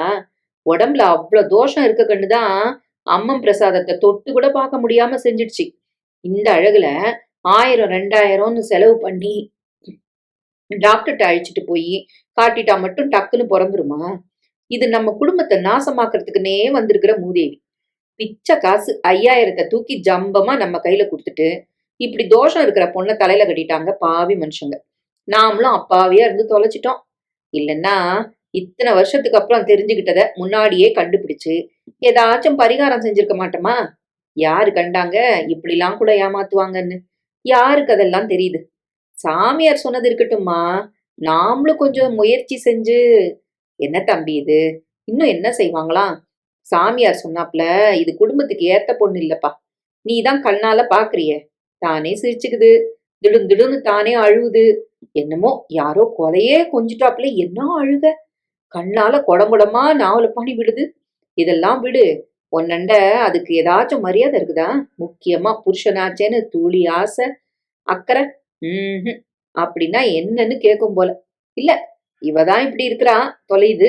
இவங்க வீட்ல இருந்து யாராவது இந்த பக்கம் எட்டி பார்த்து, மாப்பிள மாப்பிளன்னு உனக்கு துளி மதிப்பு தராங்களா? விட்டது சனியன்னு கட்டி கொடுத்தப்பவே தண்ணி தெளிச்சு விட்டுட்டாங்க.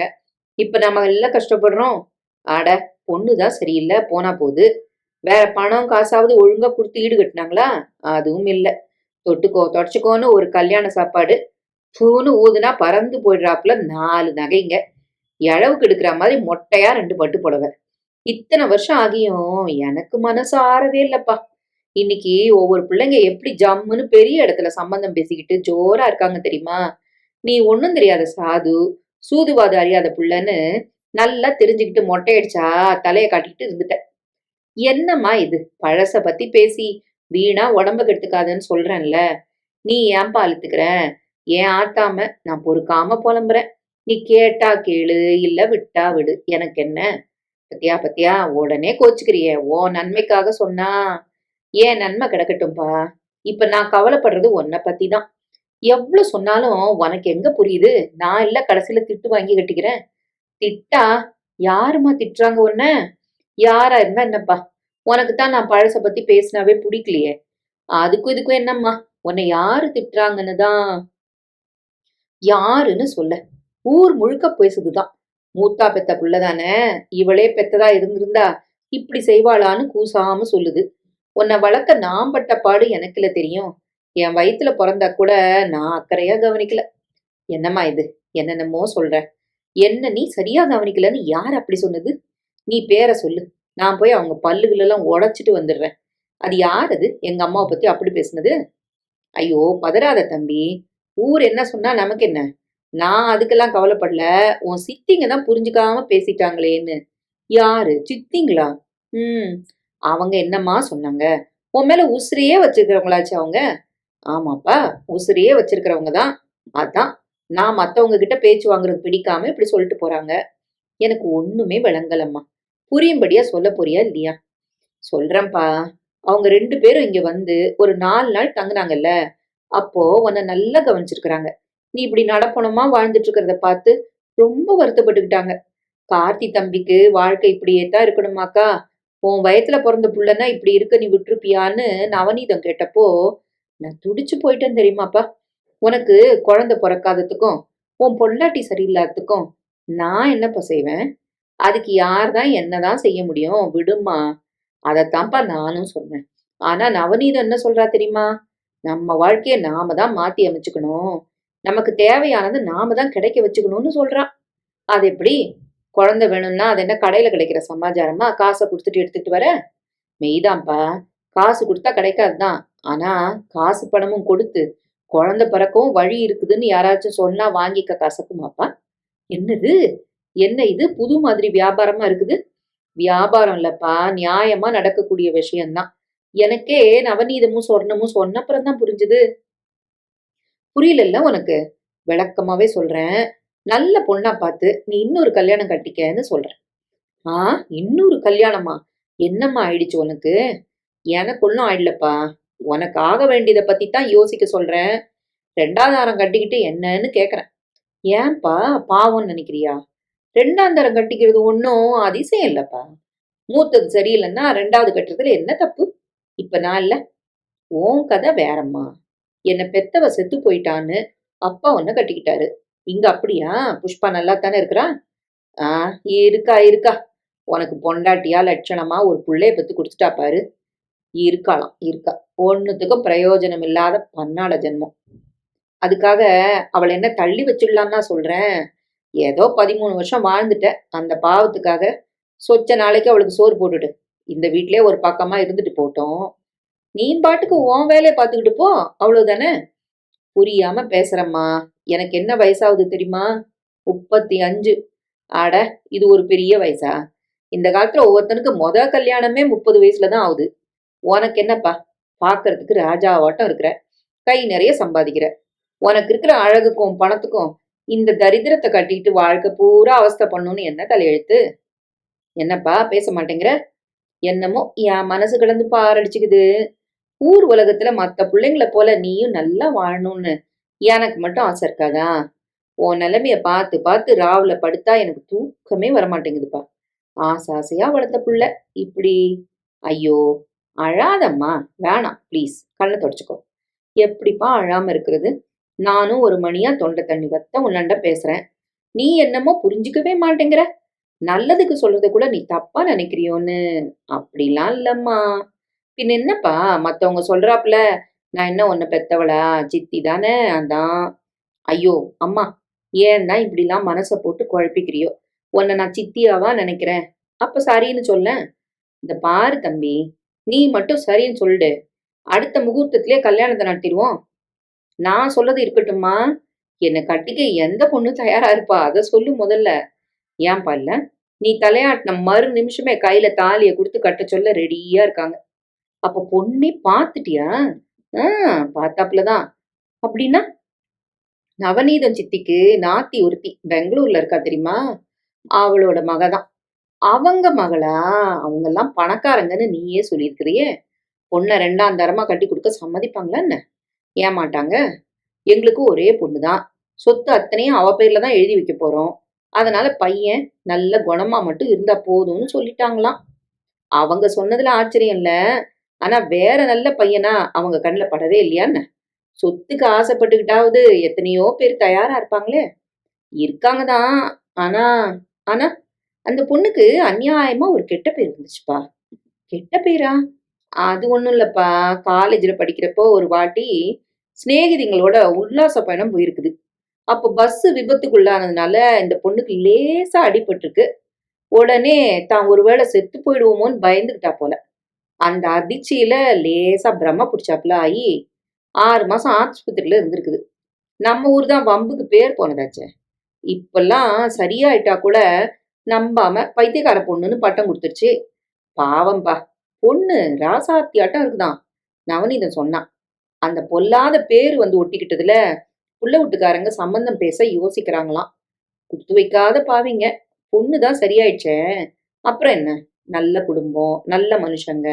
சொத்து மதிப்பு அவங்களுக்கே தெரியாதாம். அவ்வளவு பணம் இருந்தும் கூட துளி கூட அகங்காரம் இல்லாம, திமிரு இல்லாம, நாங்க அவங்க கூட சம்பந்தம் வச்சுக்க ஆசைப்படுறோம்னு நவதேவித்தகிட்ட சொல்லி அனுப்பியிருக்கிறாங்க. நீ என்னப்பா சொல்ற? இதற்கு மேலும் சொல்வதற்கு வேறு என்னதான் இருக்கிறது? எறும்பு ஊற ஊற கல்லும் தேயும் போது ஏற்கனவே அம்மா கோண்டுவான கார்த்திகேயன் கனகாம்மாவின் இந்த சாமர்த்தியமான பேச்சில் மயங்கி, உன் இஷ்டம் போல செய்யுமா, பொண்ணு பார்க்கணுங்கிற அவசியம் கூட இல்ல, நீயே பேசி முடிவு பண்ணி நல்ல நாளா குறிச்சிடு என்று கடைசியில் பச்சை குடி காட்டி விட்டதில் ஆச்சரியம் என்ன? 4 மூலைகளிலும் மஞ்சள் தடவின இன்லாண்ட் கடிதம் ஒன்று நவநீதத்திடமிருந்து அன்றைய தபாலில் வந்திருந்தது.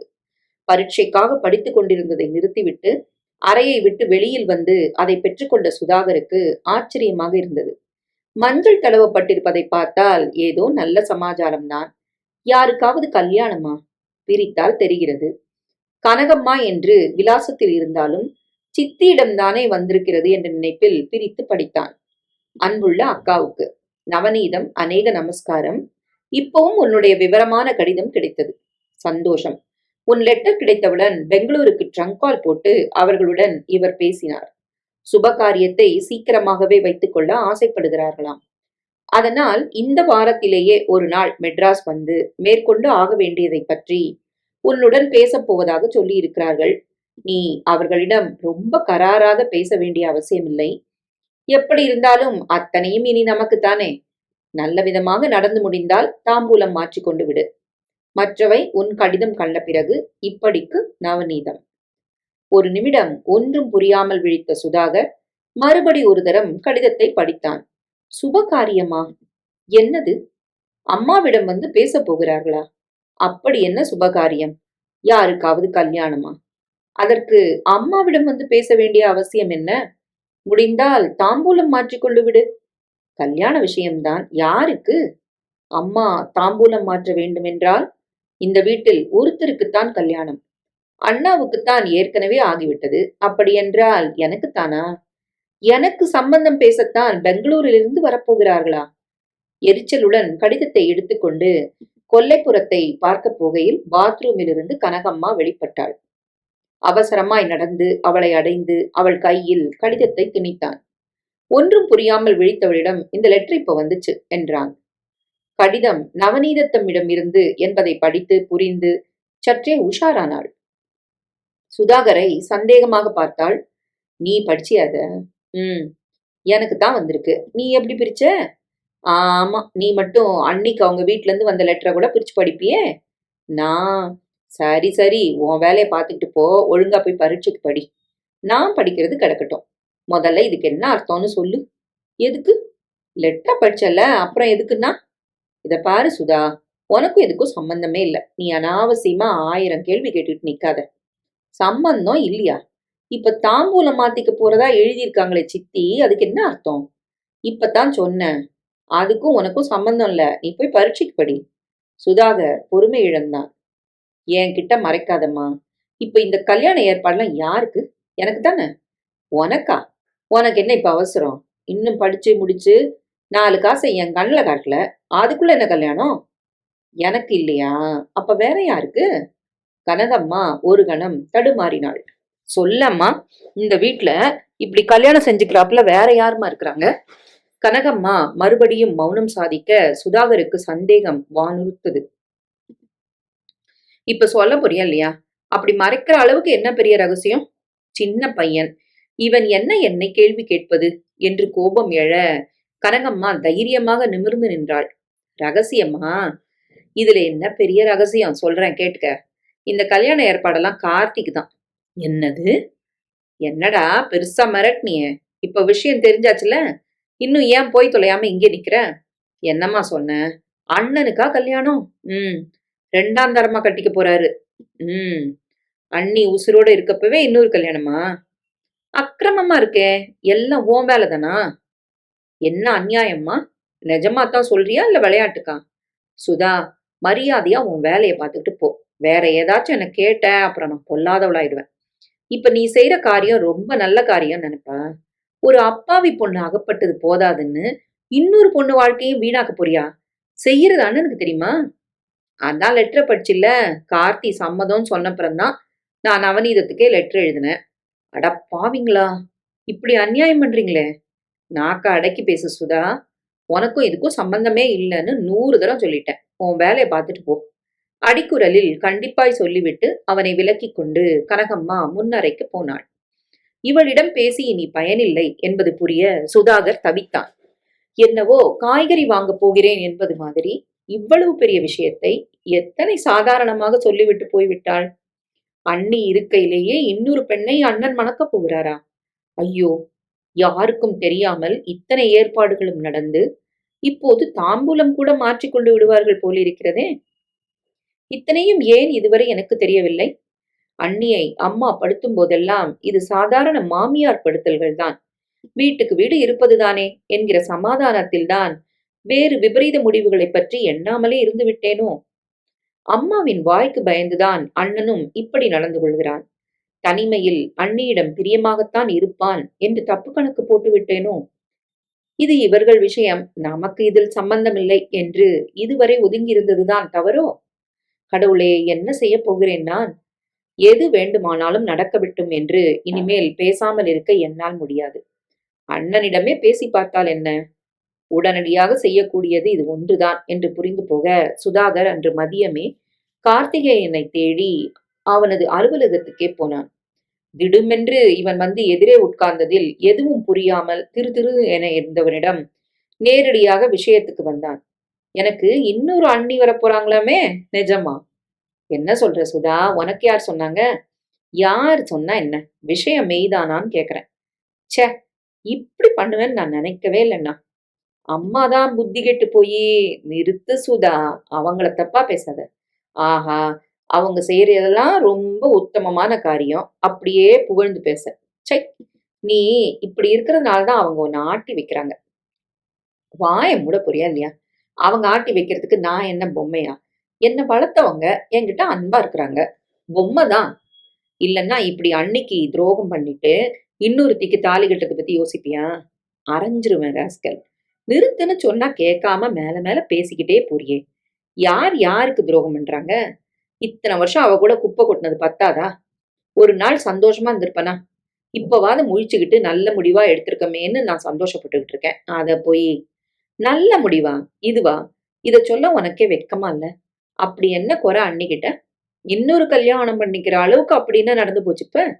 என்ன குறையா? ஒரு குழந்தை, ஒரே ஒரு குழந்தை பெத்து தர முடிஞ்சுதா? அந்த மூதேவிய கட்டிக்கிட்ட பாவத்துக்காக என் வம்சம் வளராமலே போயிடணுமா? நானும் 4 பேர போல குழந்தை குட்டின்னு இருக்கணும்னு ஆசைப்படுறது தப்பா?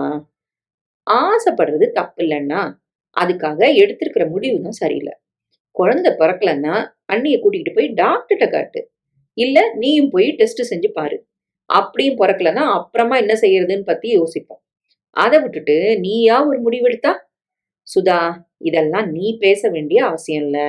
என் விஷயத்துல அனாவசியமா தலையிடாத. நீ செய்யற அக்கிரமத்த பார்த்து ராஸ்கல். மறுபடியும் மறுபடியும் அதையே சொல்றியே. கார்த்திகேயன் கத்தலாய் பேச சுதாகர் வாயை மூடிக்கொண்டான். பின் மெதுவாக நினைவுக்கு வந்த மாதிரி கேட்டான். சரி, பொண்ணு யாருன்னாவது எனக்கு சொல்றியா? இல்ல அதுவும் எனக்கு அவசியம் இல்லாததா? வெறுப்புடன் தம்பியையே ஒரு கணம் வெறித்தான் கார்த்திகேயன். தெரிஞ்சுக்கிட்டு என்ன செய்ய போற?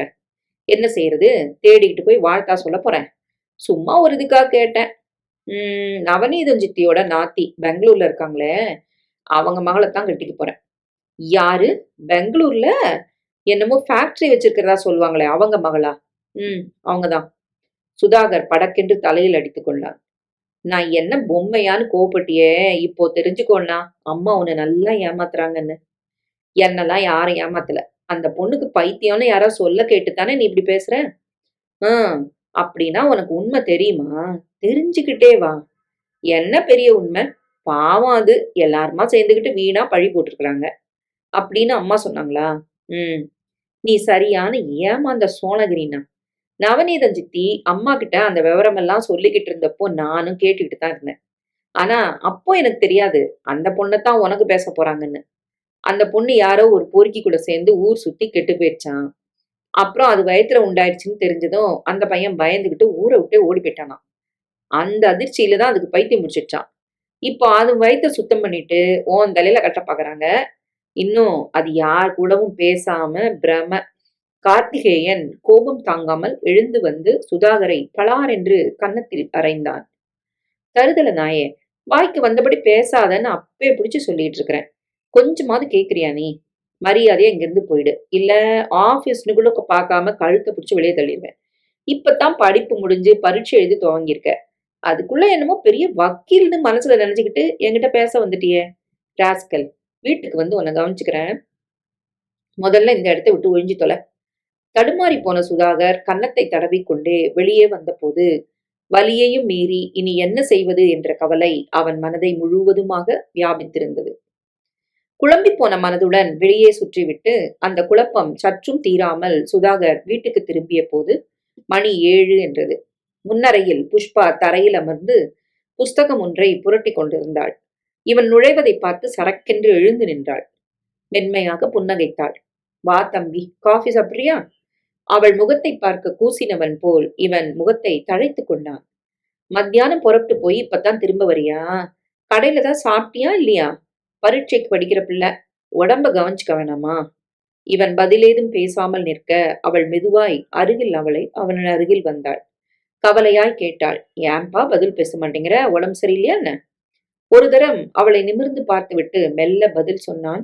இல்ல அண்ணி, நல்லா தான் இருக்கிறேன். ஆமா, தனியாவா இருக்கீங்க? அவங்கெல்லாம் எங்க? வெளியே போயிருக்கிறாங்க. எங்க? தெரியாது. திரும்பி வர எவ்வளவு நேரம் ஆகும்? புஷ்பா சிரித்தாள்.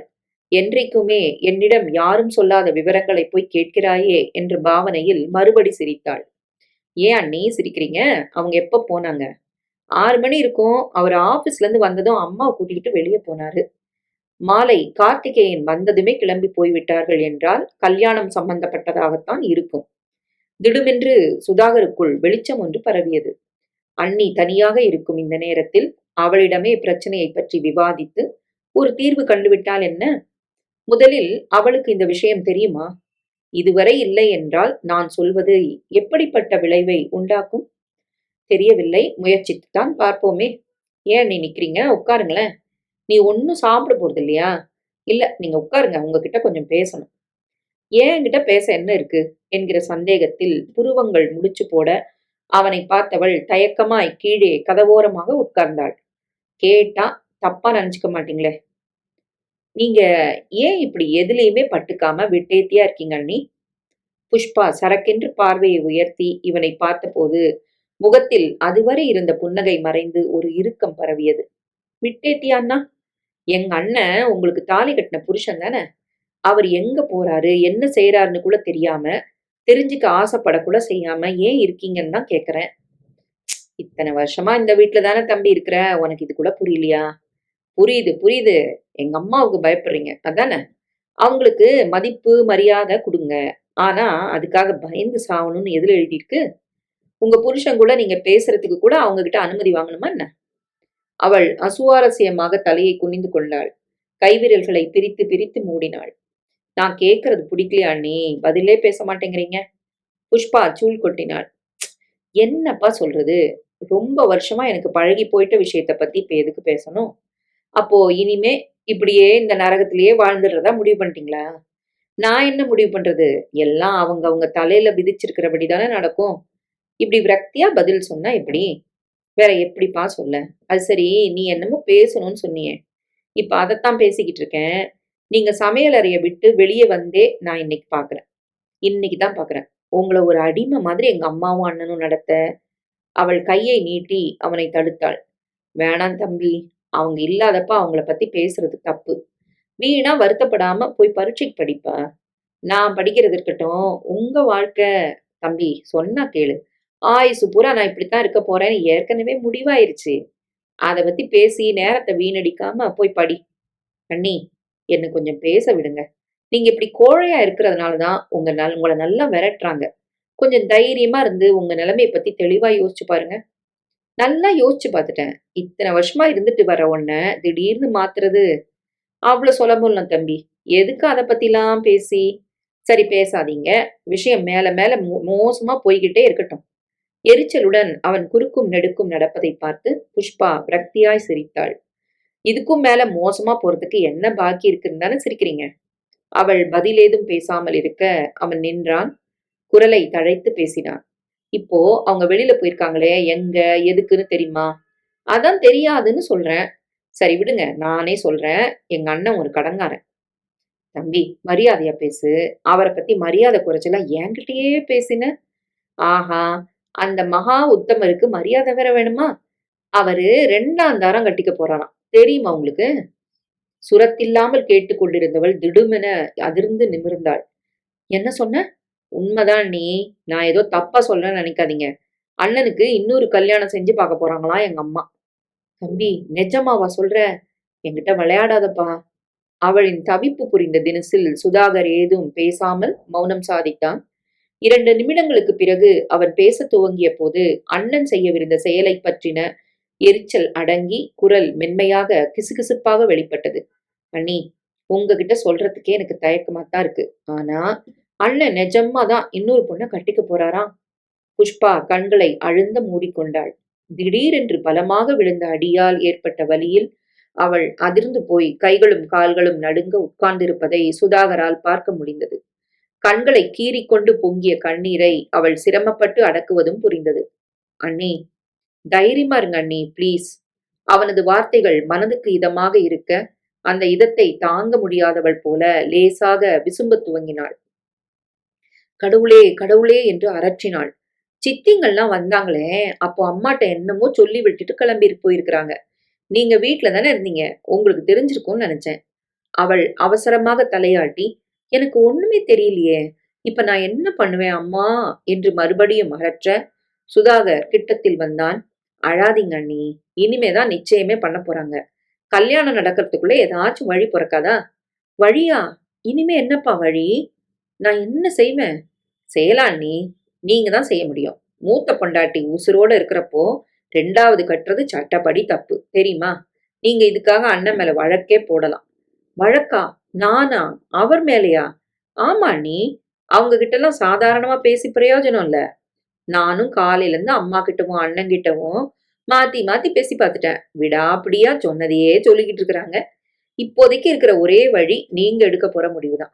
என்னப்பா சொல்ற? பதறாதீங்க அண்ணி. இந்த சமயத்துல புத்திசாலித்தனமா நடந்துகிட்டாதான் நல்ல வழி கிடைக்கும். உடனே உங்க வீட்டு பெரியவங்களுக்கு லெட்டர் எழுதி இங்க வரவழைங்க. அவங்க துணையோட நீங்க முடியாது என்பது போல் தலையாட்டி விட்டு அவங்கள எதுக்கு கூப்பிடணும் தம்பி என்றாள் புஷ்பா. பின்ன அவங்க துணை இல்லாம இந்த வீட்லயே இருந்துகிட்டா போலீஸ்ல புகார் எழுதி கொடுப்பீங்க? புகாரா? ஆமா நீ. அப்பத்தானே இந்த கல்யாணத்தை தடுத்து நிறுத்த முடியும். ஒரு நிமிடம் யோசித்துவிட்டு அவள் கேட்டாள். தடுத்து நிறுத்திட்டு நான் என்னப்பா செய்ய? அதுக்கப்புறமா நான் இங்க இருக்க முடியாது. நாங்களே இங்க திண்டாடுறோம். நீ வராதன்னு அப்பா ஏற்கனவே சொல்லிட்டாரு. அப்படின்னா நான் எங்க போவேன்? சுதாகர் திடுக்கிட்டான். வாஸ்தவந்தான். அண்ணி எங்கே போவாள்? ஆனால் அதற்காக இங்கேயே இருந்து விட முடியுமா? அந்த இன்னொரு கல்யாணத்தை அனுமதித்து விட முடியுமா? நினைத்ததை வார்த்தைகளாக்கி அவளிடம் கேட்டான். ஒரு நிமிடம் யோசித்தவள், வேற வழியே இல்ல தம்பி. பேசாம வாய மூடிட்டு இருக்க வேண்டியதுதான். இல்ல நான் தற்கொலை பண்ணிக்கிட்டு சாவணும் என்று விசும்பலோடு பதில் சொன்னதும் சுதாகருக்கு சீ என்றானது. அத்தனை பிரயத்தனங்களும் வீண்தானா? கண்ணெதிரே நடக்கும் இந்த அக்கிரமத்தை தடுத்து நிறுத்த வழியே இல்லையா? ஆத்திரத்துடன் கையை உதறிக்கொண்டு வெளியே போக கிளம்பினவனை அவள் அவசரமாக தடுத்தாள். தம்பி, என்ன? உன்னை கெஞ்சி கேட்டுக்கிறேன். ஆத்திரத்துல ஏதாச்சும் ஏடாகுடமா செஞ்சிராதப்பா. எல்லாம் நடக்கிறபடி நடக்கட்டும். கடவுள் விட்ட வழி. ச்சே, இப்படியே பேசிக்கிட்டு இருங்க. உங்க வாழ்க்கை நாசமா போகக்கூடாதுங்கிற எண்ணத்துல சொன்னதை கூட ஏத்துக்க மாட்டேங்கிறீங்களே.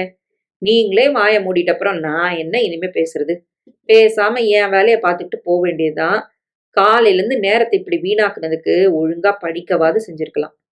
சுதாகர் தன் அறைக்குள் நுழைந்து புஸ்தகங்களை எடுத்து வைத்துக்கொண்டு வலுக்கட்டாயமாக பிரித்து படித்தபோது ஒரு வார்த்தை கூட மனதில் பதிய மறுத்து அவன் ஆத்திரத்தை மேலும் தூண்டிவிட்டது. அந்த பிரம்மாண்டமான சிவப்பு கட்டடத்தின் அறைகளில் ஒன்றிலிருந்து வெளியே வந்தபோது சுதாகருக்கு சந்தோஷத்தில் ரொம்ப படபடப்பாக இருந்தது. யாருக்குமே கிடைக்காத ஒன்று தனக்கு மட்டும் ரகசியமாக கிடைத்து விட்டா மாதிரி மனசு பொங்கி பொங்கி பூரித்தது. இருக்காதே பின்ன. எத்தனை குழப்பங்களுக்கு நடுவில் படித்து பரீட்சை எழுத வேண்டியிருந்தது. அந்த முயற்சிக்கு கைமேல் பலனாக இப்போது லட்டு மாதிரி கிடைத்திருக்கிறது இந்த ஜூனியர் உத்தியோகம். பாஸ் பண்ண கையோடு நண்பனின் சிபாரிசில் அந்த பிரபலமான பெரிய வக்கீலை போய் பார்க்க, தோ மாசம் ஒன்று கூட ஆகவில்லை, அதற்குள் வேலைக்கான நியமன கடிதத்தை நீட்டிவிட்டார். அவருக்கு கீழே குமாஸ்தாவாக இருக்க கூட கொடுத்து வச்சிருக்கணும்பா. இந்த நிமிடத்திலிருந்து அந்த வக்கீலிடம் தான் தொழிலை பழகப் போகிறோம் என்ற நினைக்கையில் மனசு மகிழ்ச்சியில் குதித்தது. இந்த சந்தோஷ சமாச்சாரத்தை யாரிடமாவது சொல்லிவிட வேண்டும் போல் தவிப்பாய் இருந்தது. வீட்டுக்கு போய் புஷ்பா அண்ணியிடம் சொல்லலாமா? அம்மாவும் அண்ணனும் இருந்தால் அண்ணியோடு பேசக்கூட, ஏன் அவளை பார்க்க கூட முடியாதே. இந்த 11 மணி பகலில் அண்ணன் வீட்டிலா இருப்பான்? நிச்சயமாக இருப்பான். ஒரு வாரமாக அவன் லீவில் தான் இருக்கிறான். கல்யாண ஏற்பாடுகள் நடந்து கொண்டிருக்கின்றனவே. இருக்கட்டும், யார் வேண்டுமானாலும் இருக்கட்டும். அண்ணி மட்டும்தான் இந்த செய்தியை கேட்டு நிச்சயமாக சந்தோஷப்படுவாள். அவள் இருக்கும் நிலையில் இது ஒன்றாவது அவளுக்கு மகிழ்ச்சியை தருமோ? ஆட்டோ ஒன்றை பிடித்து ஏறி உட்கார்ந்து கொண்டவன் தெருமுனையிலேயே இறங்கிக் கொண்டான். அருகே இருந்த கடையில் ஒரு பெட்டி நிறைய சோன் பப்படி வாங்கிக் கொண்டான்.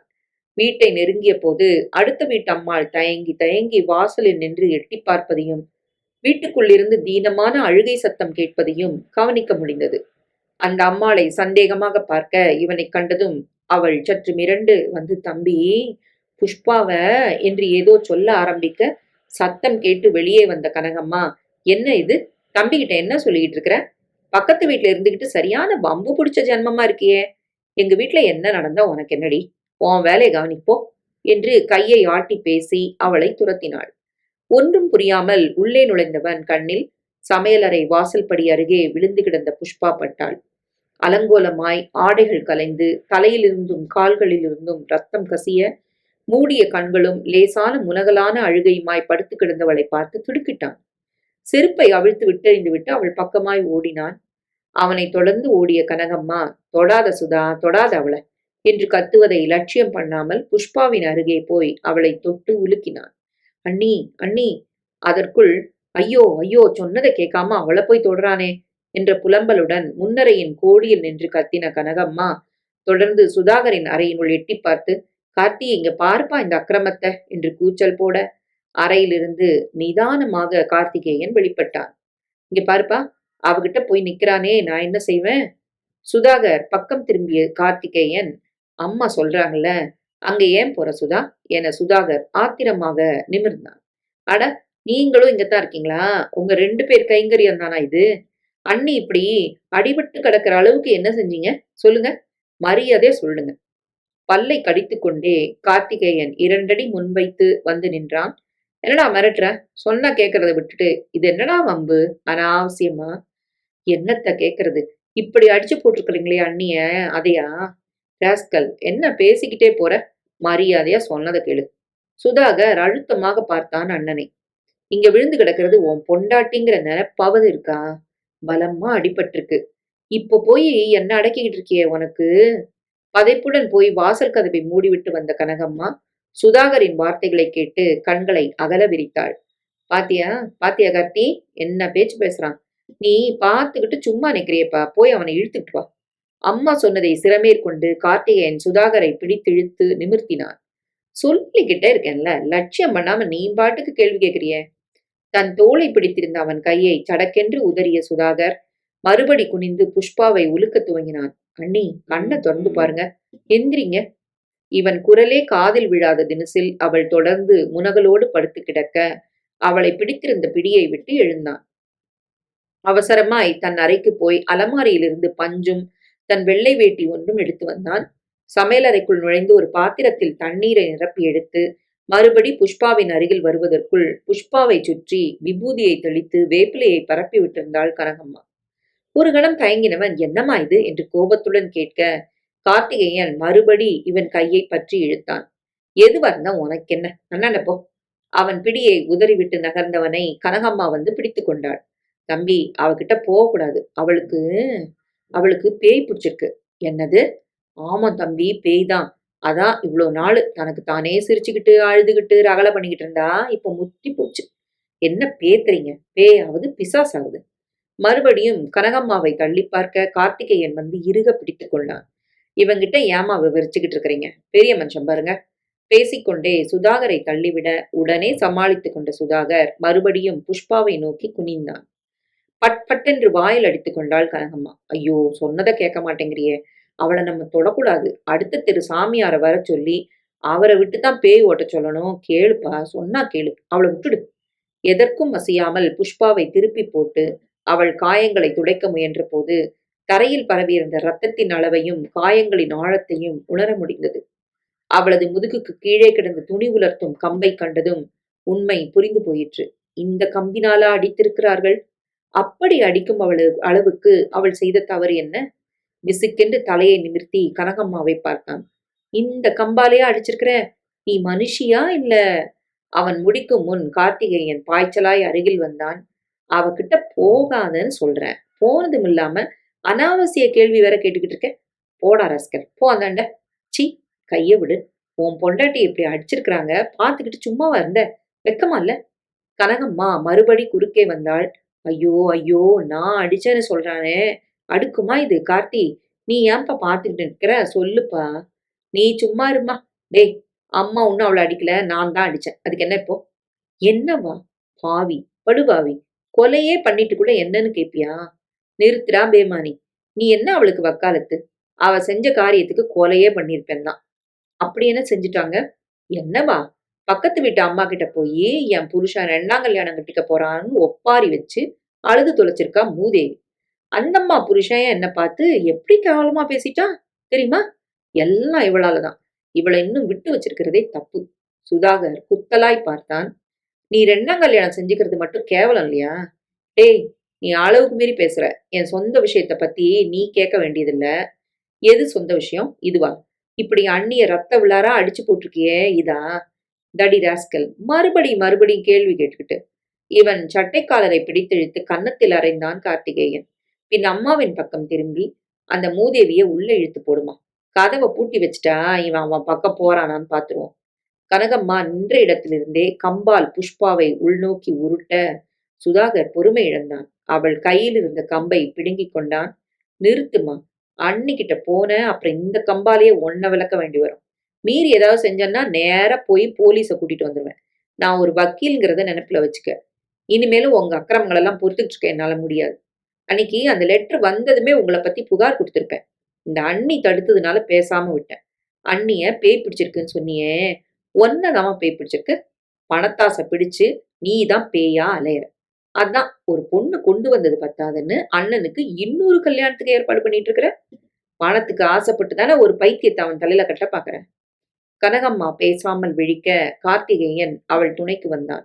என்னடா என்னடா பெருசா மிரட்டி பாக்குற, என்ன செஞ்சிருவ?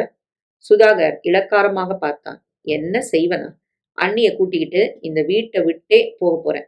இந்த மாதிரி மிருக ஜென்மங்கிட்ட இருந்து அவங்கள காப்பாத்தி நிம்மதியா இருக்க வைக்க போறேன். உங்க காத்து கூட அவங்க மேல படாம பாத்துக்க போறேன். சி, வாய மூடு. உனக்கே நாங்க தான் சோறு போட வேண்டியிருக்கு. இந்த அழகுல அண்ணிய வேற காப்பாத்த போறியா? மரியாதையா அவளை விட்டுட்டு நகரு. எனக்கு ஏன் நீ சோறு போடணும்? இங்க பாத்தியா, எனக்கு வேலைக்கு சேர சொல்லி வந்திருக்கிற லெட்டர். சட்டை பாக்கெட்டிலிருந்து எடுத்து காட்டிவிட்டு மறுபடி அதனுள் திணித்து கொண்டான். இனிமே உன்னையே கேட்கணும் நானு. இந்த பக்கம் கூட எட்டி பார்க்க மாட்டேன், தெரியுதா? 2ஆம் தரம் கட்டிக்க போறியா நீ? ஒண்ணு தெரிஞ்சுக்க, நீ எவ்வளவு பொண்ணை கட்டிக்கிட்டாலும் உன்னால அவளை சந்தோஷமா வச்சுக்க முடியாது. உன்னை வச்சுக்கவும் விட மாட்டா இந்த அம்மா. குழந்தை வேணும் தானே இன்னொரு கல்யாணம் கட்டுற. இந்த 13 வருஷத்துல நீ ஒழுங்கா உன் பொண்டாட்டி வச்சு குடுத்தனம் பண்ணியிருந்தா இந்நேரத்துல 4-5 குழந்தைங்க வீடு முழுக்க விளையாண்டிட்டு இருக்குமே. ஒரு நாள், ஒரே ஒரு நாளாவது அவங்க கூட ஒழுங்கா பேசியிருப்பியா நீ?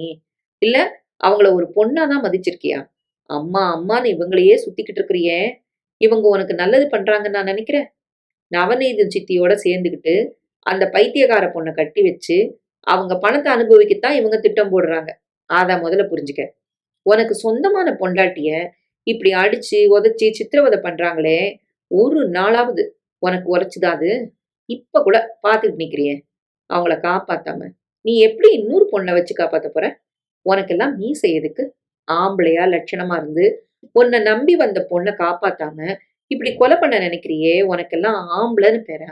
சி! மூச்சு விடாமல் பேசினவன் சரக்கென்று வேட்டியை கிழித்து தண்ணீரில் நனைத்து புஷ்பாவின் காயங்களை துடைத்தான். அங்கங்கே ரத்தமொழுகும் இடங்களில் பஞ்சை வைத்து இறுக கட்டினான். பின் 4-8 தன் அறையை அடைந்து தன் புஸ்தகங்களையும் துணிகளையும் அவசரமாய் எடுத்து பெட்டியில் அடுக்கிக் கொண்டு வெளியே வந்தான். மரம் மாதிரி நின்றிருந்த கார்த்திகேயனை பார்த்து கோபம் தீராமல் மறுபடி பேசினான். இப்படி உன்கிட்ட உத வாங்கிக்கிட்டு பேசாம சாதுவா இருந்த பொண்ணை கூட உன்னால சந்தோஷமா வச்சுக்க முடியலையே. உனக்கு எதுக்கு கல்யாணமும் கார்த்தியும்?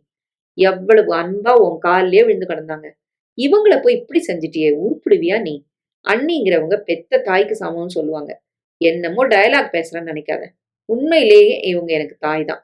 தாய்மை உணர்ச்சியே இல்லாத இந்த ராட்சசிய நீ அம்மான்னு கூப்பிட்டு கொண்டாடுறியே, அவங்க கூட பாக்குறப்போ அந்த அண்ணி எனக்கும் தாய்க்கும் மேலன்னு சொல்லுவேன். போறேன், நான் போறேன். அவங்கள அழைச்சிக்கிட்டு இனிமே அவங்கள பூ மாதிரி கவனிச்சுக்க போறேன். உங்ககிட்ட அவங்க பட்ட பாட்டுக்கு நான் தான் பிராயச்சித்தம் செய்யணும். ஏன் அவங்க விரும்புனா நல்ல மனுஷனா பார்த்து இன்னொரு கல்யாணம் கூட செஞ்சு வைப்பேன், தெரியுமா? அம்மாவுக்கு கல்யாணம் ஆகுறத எந்த புள்ளையும் பார்த்திருக்காது. ஆனா நான் பார்க்க போறேன். எங்க அம்மாவுக்கு நானே கல்யாணம் செஞ்சு வச்சு கண்ணார பார்க்க போறேன். வரேன். அவசரமாய் வாசலில் இறங்கி காலியாய் போய்க் கொண்டிருந்த டாக்ஸி ஒன்றை நிறுத்தி அந்த டிரைவர் உதவியுடன் புஷ்பாவை தூக்கி பின் சீட்டில் கிடத்திவிட்டு மறுபடி உள்ளே வந்தான். இந்த பாரு, மறுபடி என்கிட்ட வந்து உன் மிருகத்தனத்தை காட்டி ஏதாச்சும் வம்பு பண்ண, அப்புறம் நான் பொல்லாதவன் ஆயிடுவேன். இனிமே நீ 2ஆம் கல்யாணம் தான் பண்ணிக்கோ, இல்ல எக்கேடு கெட்டுத்தான் போ. எனக்கு என்ன? அம்மா பேச்ச கேட்டுக்கிட்டு சீரழிஞ்சு நாசமா போ. அதுக்கு முன்னால நீ ஒரு ஆம்பளைன்னு சொல்லிக்கிறத விட்டுட்டு அவங்கள மாதிரி ஒரு புடவைய சுத்திக்க. வெக்கங்கட்ட ஜென்மம். தூ! காரி துப்பிவிட்டு திரும்பி கூட பார்க்காமல் படியிறங்கி போய் டாக்ஸியில் ஏறிக்கொண்டு முதல்ல ஆஸ்பத்திரி கூட்டுப்பா, இந்த அம்மாவை சேர்க்கணும் என்றவன் நிம்மதியாய் சீட்டில் சாய்ந்து கொண்டான். அவன் சொன்ன அத்தனையையும் காதில் வாங்கிக் கொண்டு எதுவும் செய்ய முடியாத கையாலாகத்தனத்துடன் பிரமித்து நின்றிருந்த கார்த்திகேயன் டாக்ஸி புறப்படும் சத்தத்தை கேட்டு அதிர்ந்தான். உனக்கெல்லாம் மீசை எதுக்கு என்று சுதாகர் கேட்டது திரும்ப திரும்ப காதில் அறைய, முதல் வேலையாய் அதை வழித்து போட்டுவிட வேண்டும் என்ற உறுத்தலில் அதை தொட்டு பார்க்க அங்கே மீசைக்கு பதில் ஒரு பெரிய முசுக்கட்டை புசு புசுவென்று நெளிகிறா மாதிரி தோன்றியது.